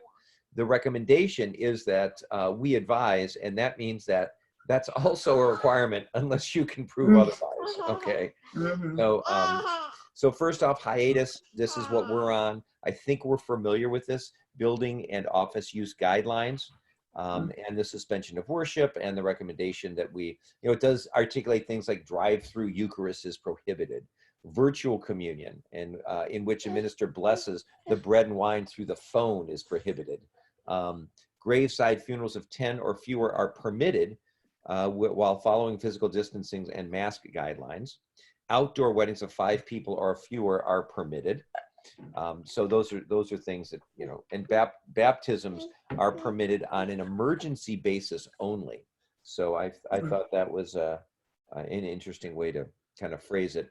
Recommendations while separated, we advise, doing basically what we're already doing. Service and outreach, again, we're fine with that. And then we get into reentry, that's phase 2.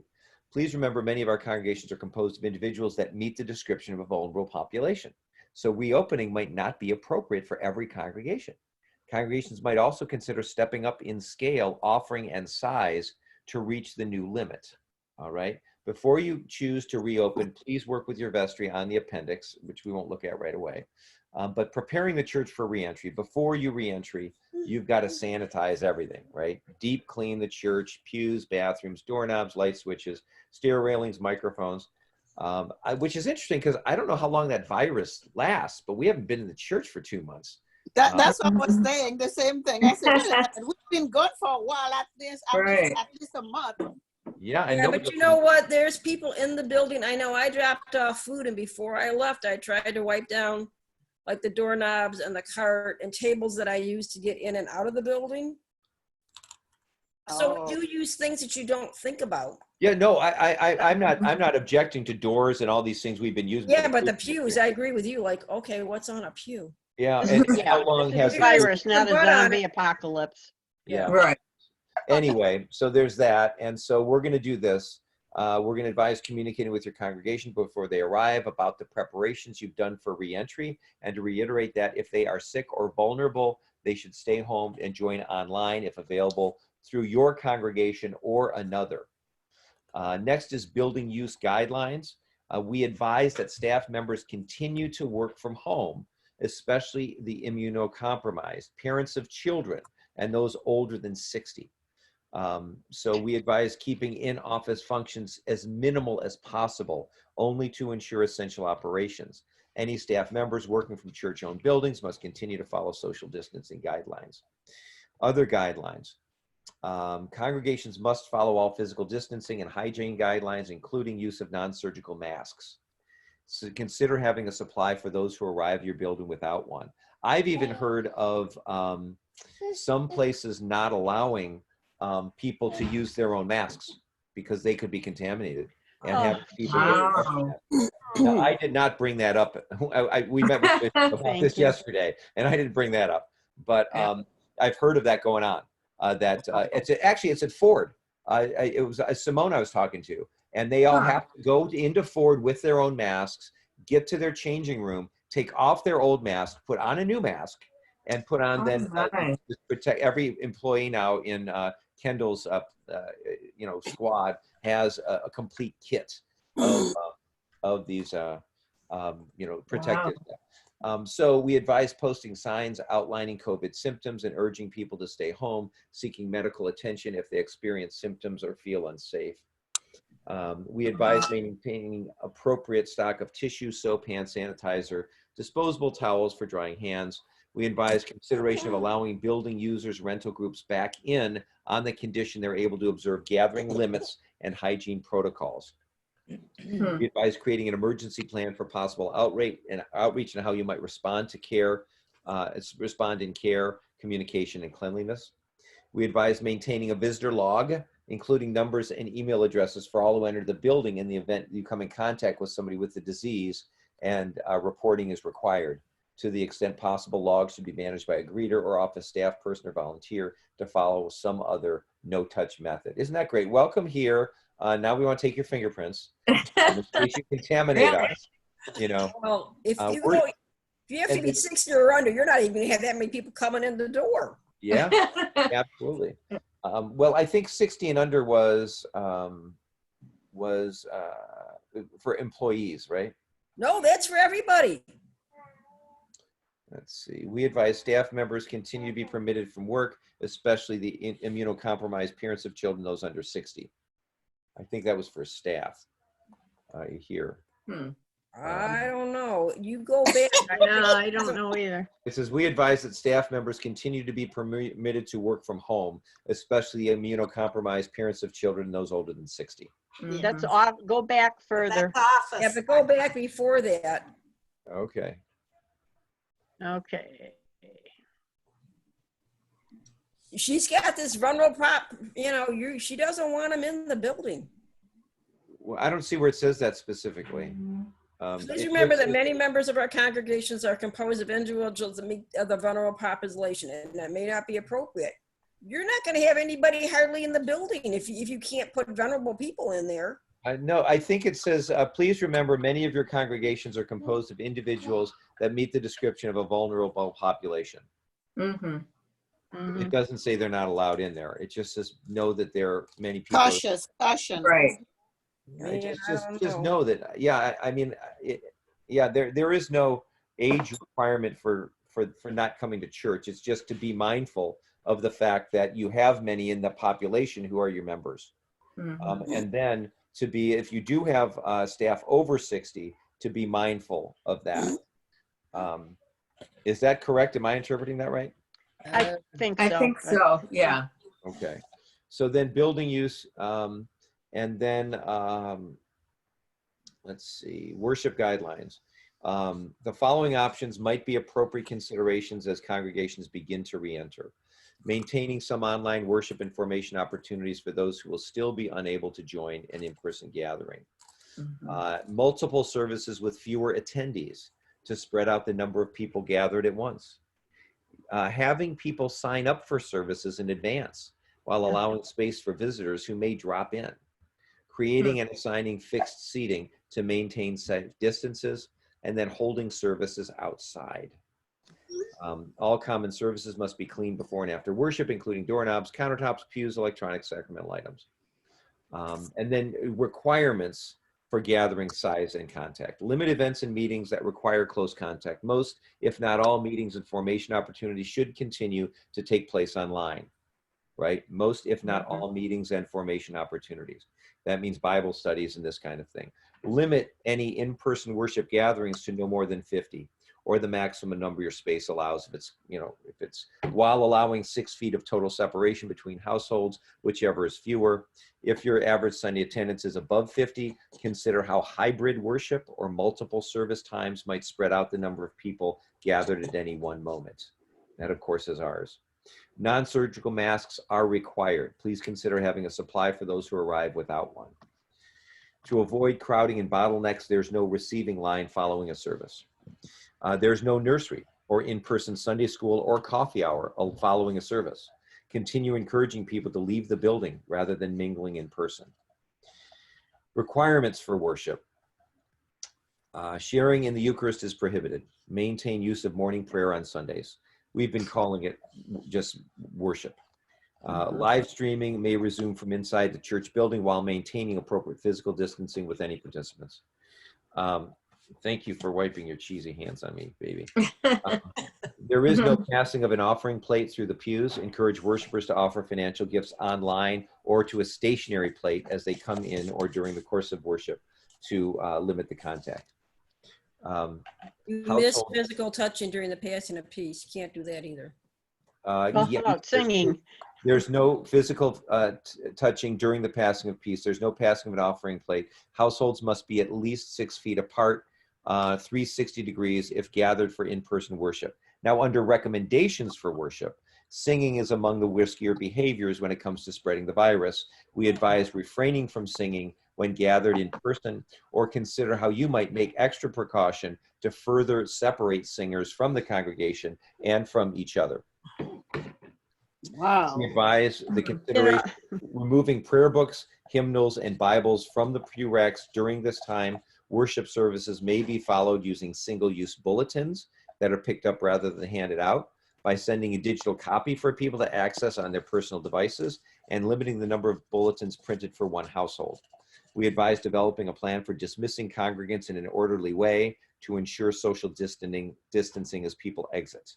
We advise empowering your ushers to remind participants about these guidelines and state requirements. We advise developing a plan to reduce the number of doors that people must touch to enter the service, including the use of door stops or greeters. And then there are more requirements for baptisms, weddings, funerals may resume and must be limited to 50 or fewer while following distancing plans. Boy. And then service outreach requirements for group. Go ahead, some questions? Well, as far as not being able to have communion, isn't there any way we can do that without contamination? I mean, Protestant churches have used disposable little individual plastic cups for the wine. You know, we certainly, I mean, I'd just soon stay on Zoom than bother to come back, at least for this phase. Yeah, no, I agree with you. I think that that is what is kind of behind this, is that they want to make sure that people are not getting sick in our pews, and that this is, you know, church is not in any way going to be responsible or behind people getting this virus. I understand her concern, but we should just keep on Zooming because there's too many requirements. Yeah. I agree. It's impossible to follow. Yeah, I don't want to be number 51 if you show up at the door. You gotta or I don't want to be the usher when Cowboy Jim, somebody comes up to the door and demands to be seated without a mask. Yeah, yeah. Or Lynn turns into our hostess and she's taking reservations. Oh, will that be a seating for 2 or 3? We have openings at 8, 9, 10, and 11. You know, Right. So yeah, there's no question. And as I read through these with you and with the vestry, you know, this, you know, our current Zooming until we get down to here, which is what we call deeper participation. Okay. And building use guidelines, events and in-person gatherings are permitted. We advise making every provision to avoid crowding. In-person meetings are permitted. We advise considering how you might enable your high-risk members to join gathering digitally. Regular office operations are permitted. We advise considering how you might maintain flexibility for staff members that are high risk or have children unable to attend school or access childcare, which is interesting because let's face it, by the time this kicks into gear, it'll be summer and kids won't be in school anyway. Communal spaces must continue to be cleaned on a regular basis. Maintain a visitor log with phone numbers and emails for those same reasons. And here are the worship guidelines. Worship gatherings of all sizes are permitted with the following guidelines. We advise considering maintaining an online hybrid worship option for people that are high risk. Physical distancing is not required. We advise avoiding crowding in the sanctuary and building to the extent possible. Consider offering multiple services to help people spread out. We advise considering continuing to remove prayer books and hymnals and Bibles from pew racks during this time and instead using single-use bulletins or digital copies for people to access. Please make every provision for recycling single-use bulletins. Congregation must continue to use no-touch alternatives for passing the peace. Congregations must continue to use no-touch alternatives for the offering. We advise setting aside special space within your worship to be designated for people of vulnerable populations. Okay, great. Remember when we had people who didn't want to wear the hearing devices because they didn't want to be seen as remember we had that one row that had the yeah, I used to finally call that deaf row. And everybody, you know, would be like, you know, anyway, Eucharist is permitted with the following guidelines. Clergy got to wash their hands with soap and water, which that's a good thing because I only do that once a week. And then they have to use hand sanitizer visibly before distributing communion. Yeah.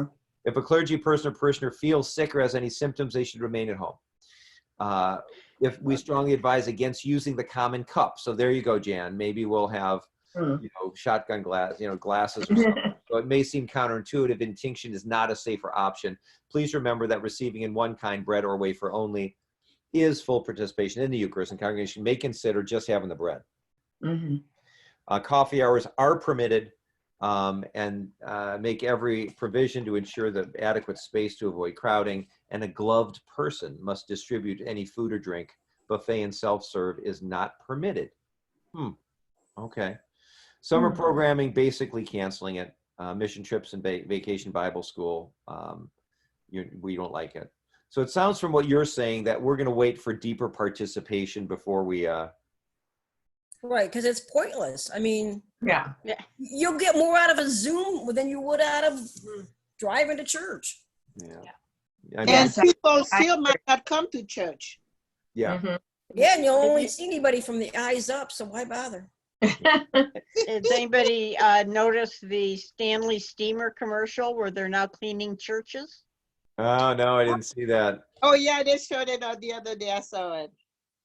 So what might be then of interest, I would think that when she lifts the ban, maybe we do just like an 8 o'clock or something, or we just, I mean, for those people who really want to come together and put up with something, but you know, that the 10 o'clock Zoom, you know, service is going to continue to be the main service, if you will. Yeah.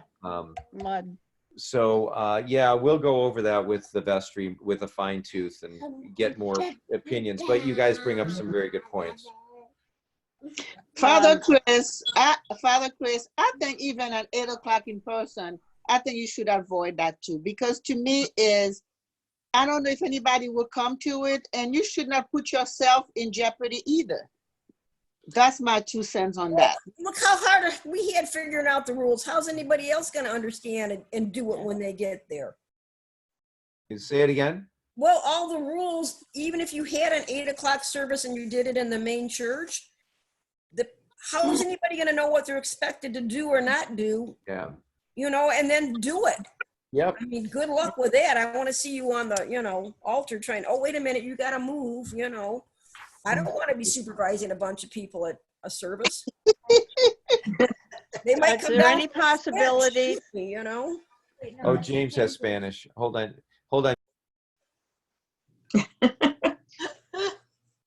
That new normal is just crazy.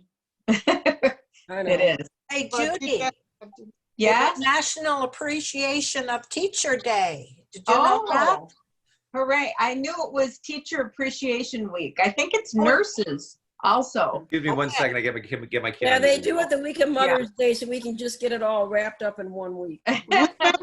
Remember last year, this committee, we were talking about that, the nurses and the Yes. mother and all that. We were working on that last year. Yes, we were. Yeah. Today, Marty, Cinco have de you ever Mayo, gotten- who's making margaritas? Cinco de Mayo. Yes. Yeah. Cinco de Mayo. I do have like margarita mix in my basement. I should get that out. But I don't have much tequila. Oh, you already had it all? Right. Let me see your cat.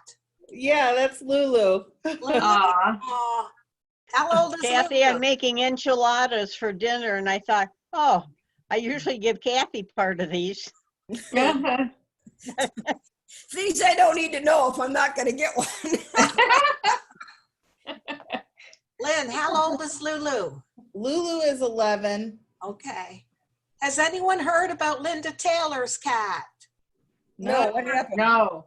She was having a lot of problems with her cat. Oh, Yeah. Yeah, but the Right. last time the cat was doing really well, remember?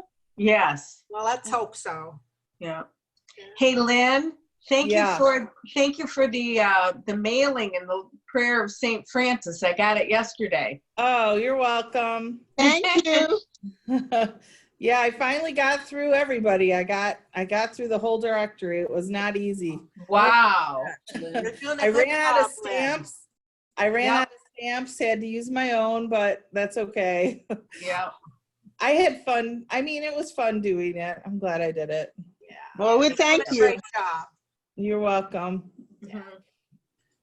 Yeah, I sent different people different things. So everyone, Oh, okay. yeah. I Nice. like the one you sent me. Oh, good. I'm Mhm. sorry, what are we talking about? I sent out cards or letters to Yes, everyone. Yeah, and thank you. you're welcome. Judy, have you heard anything from Cassius? I have not, and I didn't hear Okay. anything at all last week, but I remember what you had said, they were going Yeah. through a little Yeah, it's difficult time. been kind of rough. I mailed something to him this morning, in fact.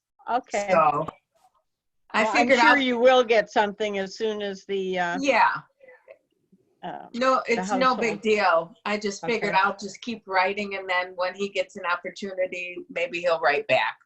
If not, And is It's there fine. anything you could do for him besides sending him the letters? They're doing fine. He's got a They're doing computer fine. now. Oh, he does? From the school Cool. finally came through and gave him hardware and something that has enough bandwidth so that he can do his schoolwork. Oh, That's great. And then it was like the same day that Danielle's fiance, who they live with, Mhm. his son died very unexpectedly, in his Oh, 20s or something like that, Oh, 20s, maybe my. 30s. I don't know any details except he had some underlying health problems, but Oh. nothing. Yeah, 27 years old. that's a 27, shame. yeah. Wow. Wow. So anyway, go ahead. No, that's it. We're Okay. talking about Cassius, but he's Mhm. he's connected for schoolwork and That's good. Okay. yeah. Okay. And So Judy. we are then bound to be, as you guys have kind of described, a church in the internet for several more months. I mean, Mhm. this is not going to end. So we look at, our viability. We look at our attendance continues to be good.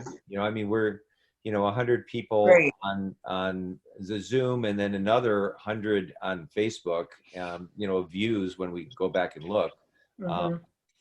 And so I think people are still kind of tuning in. We're doing what we can. We have Mother's Day coming up this weekend. We talked about people getting a video to us. Judy's the only one that has so far. I posted again on Facebook. I don't know. Maybe do people think it's a dumb question, or I don't know. Well, I'll get you one, but I've never done a video, so this is like an upgrade for me. I should send you the one my sister made. Like you could sell it on, Right.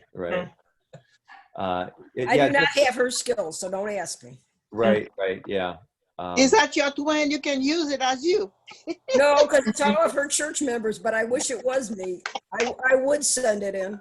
Yeah, it's a lot easier to walk around church with a camera. Oh, than no. to ask people to send She it to you. did this all at home because there is no, Yeah, no. I'm just saying, in our case, it would be easier to walk around the church with a camera. People would be much more Right. likely to do it right. than to And have. people may just, just speak when their time comes Hello? at church if they don't get you a video. Mhm. That may be your other option. And you should have put a deadline like by Thursday so somebody can do something with all your little clips. And Father Chris, we don't have a speaker this coming week, right? We do, but I mean, I can. Oh, we do? We do. Oh, Yeah. okay. Remember, I told you we got the person from the county council on aging. Oh, okay. Mhm. I thought you were still waiting for them to reply. Okay, no, you got. No. Oh, okay. Sorry. Okay. And But- that's perfect because that's needed. I think so too. Mhm. Since all of us are now aged.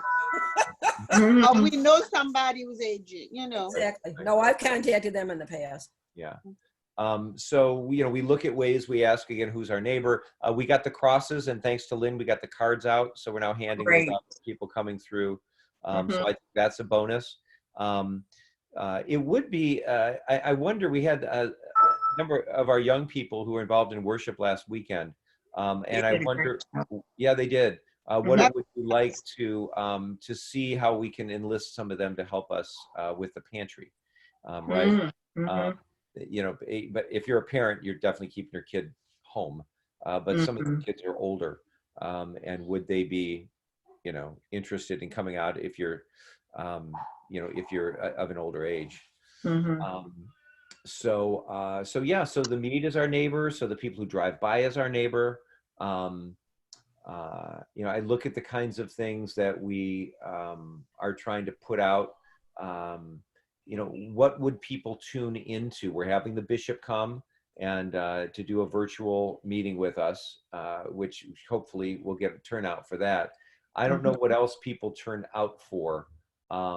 Is there a way to on Zoom do some kind of outreach? I'm not sure. I know that SOS is doing a big online.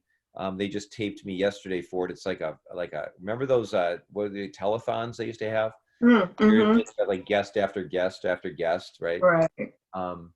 And it's the same thing. It's going to be a telethon on Zoom that goes on for like a day or two. I think it's coming up like maybe to the end of the week or something.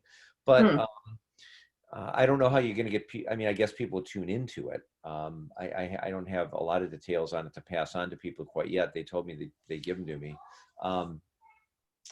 But I just wonder what else how we can help people go through this time. What are the gifts we have that we can share? Are we doing enough? We really need to talk about obviously just doing it virtually. Right. What other things can we are in our bailiwick that we can send out to people to help them get through it? I don't know. I wonder if we could do something that's sort of fun. I don't know what it would be, like some kind of game night or something. I don't know how you do that. Well, you could there. I guess we could try bingo. Everybody, you could email everybody who signs up could get a bingo card. Are you gonna have a movie night? You could have a movie night, yeah, on Yep. Zoom. Yeah, Yep. Bishop has been doing movie nights. She did Black Panther last time. Oh yeah. Yeah. Mhm. Yes.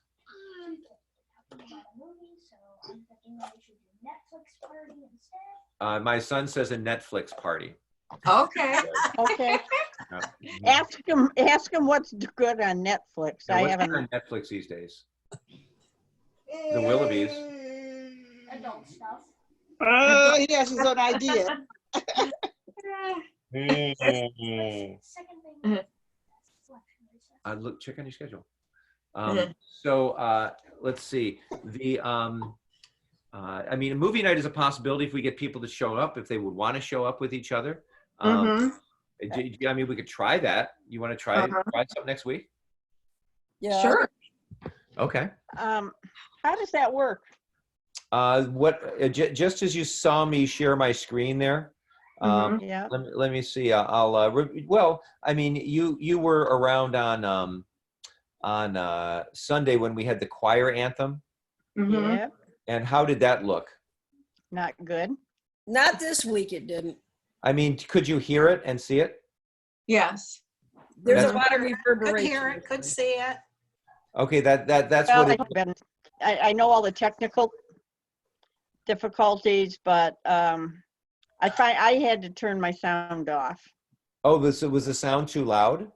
No, It reverberated. nothing was synced correctly.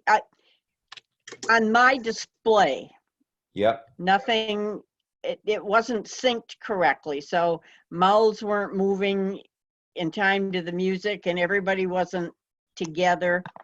Um, Hmm. you know, Okay, could you and see it and could maybe it you hear it was, well? pardon? Mhm. Could you see it or hear it well? I could see it. Okay. And the volume was fine. Okay. Okay. So then let me try to play a movie here for you. And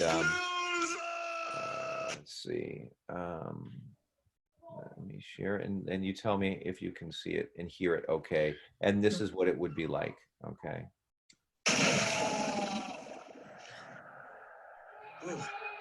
Oh, yeah.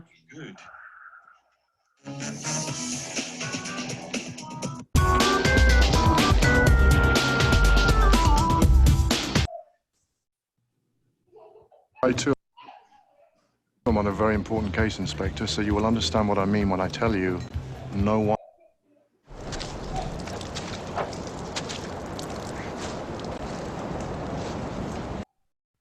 must know that I am here. I have just slipped my cell phone number into your pocket. Call me if you need any help. I will, Inspector.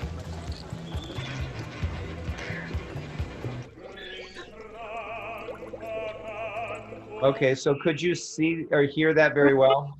Yes, I could Yes. very Me well. too. It was Okay. fine. Then that's That's what fine. sharing a movie would be like. And then afterward, you'd have this gallery view. So, You probably want to mute everybody while it's on, or we'll have a lot of background noise. No, well, I don't know if that background noise was in what he was showing or, yeah, I would typically everybody's Yeah. muted in church, and then yeah, when they would have play to be. our church choir, we do that as well. Mhm. No, Kathy is well aware that I can't carry a tune worth a darn. That's why we sit next But- to each other, 'cause I can't hear. Yeah. I do like to sing along sometimes, and there has been nothing played that's in anywhere near a key that I could try and sing along to. Okay. It'd be nice if maybe, I mean, Ellen has a beautiful voice and God bless her for taking this on every week, but I'd really like to hear something a little lower, you know, that Okay. maybe It's good to know. maybe I could croon along to in the privacy of my own home. Yeah, no, that's why they're there. Yeah, Mhm. I'm glad you are speaking up because I can bring that to our meeting and let us know that, hey, we're singing too high. Maybe we can Mhm. key down. Well, some people, you know, Mhm. maybe a variety. I'm sure Okay. there's people who have high voices. I don't. So. Yeah, no, I mean, I will bring it up to, at our liturgy meeting, say you guys are singing too high. Is there a way to get a lower key? I mean, too high for some people. I mean, I don't have a problem, but obviously others, you do, others do too. And maybe there's a way they can change the key. So, but that's good to know. Any other compliments or constructive criticism around what the Zoom worship's looking like? Well, I think everybody's going, I know in my household, everybody's going to a lot of effort to make sure that there is something presentable for Sunday, and I appreciate it. I haven't seen my husband in 2 months, but that's okay. It's keeping us together.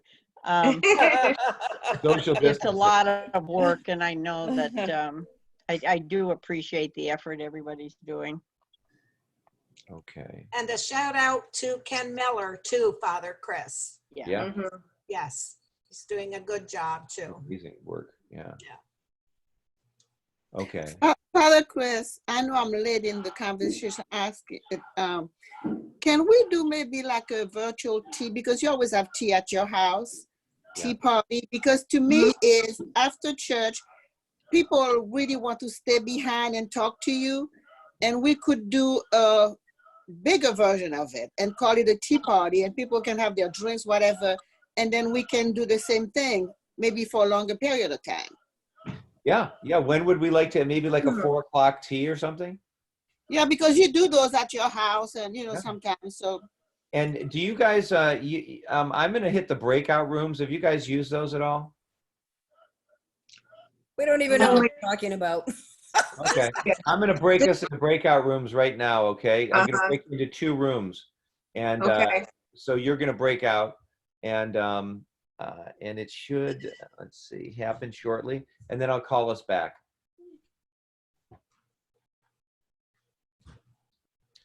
Okay, there we are. And there is group 1 with Kathy and let's see, Carol, Kathy, and Judy should be in break group 1. But let's see. I don't see Judy. I don't see Judy. Maybe you got me instead.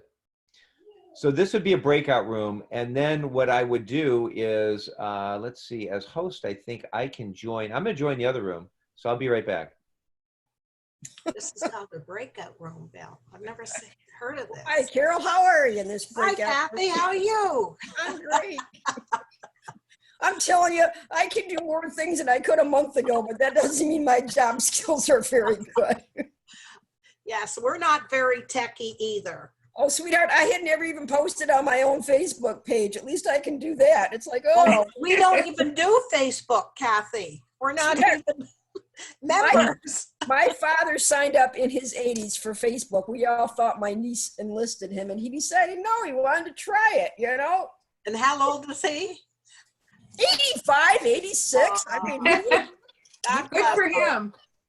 oh, and the funniest thing is my nephew went down and found his volleyball picture from high school, and that's what he posted as his, you know, you do not have to put a photo up, but you can. And that's what he put up for my dad. I thought, Brandon, you didn't even know what this picture was until 10 minutes ago.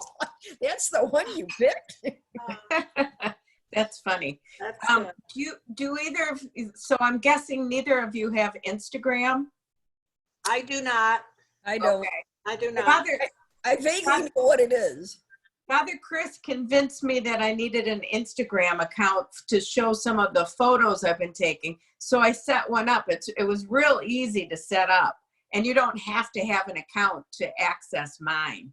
But you have to have the little Instagram icon or the Instagram app on your phone. Okay. Yeah. Okay, Anyway, let's it's kinda see. fun. So there are breakout rooms. You guys just got used to those, right? Yeah. All right. Okay. We're all talking about how incompetent we are at all this. No, you just made it to a room.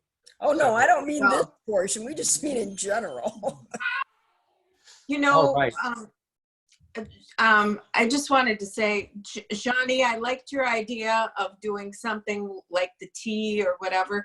I'm almost, at least for me, I'm more inclined, I think, to do something where I can interact with other people rather than just watching the movie. Maybe I'm in the minority, but that makes sense. Yeah. The movie night doesn't appeal to me nearly as much as some other kind of interactive discussion or activity where we're talking to one another. No, I'll second that, Judy. And now that I think about it, because I don't even like watching movies that I can't control at my own house. Because if I have to get up and let the dog in or out, or, you know, the phone rings, then I've lost 20 minutes of whatever it was I was watching to take care of. Judy, why don't we talk about like a virtual tea like Johnny's idea? I love the idea. Yeah, I think that's a better idea. Okay, so we'll do a rector's tea, maybe a week from Sunday. Okay. Okay, maybe 3 or 4 in the afternoon or something. Uh-huh. And that can work. Okay, we also have a Soma this weekend. I have at noon, so I got to run. I got to interview Okay. Mr. UDA. But let's come back in a week, same time, and we'll go at it again. Okay, sounds good. Okay, be in touch. Bye-bye. Thanks, Bye, everybody. everybody. Bye. Bye-bye.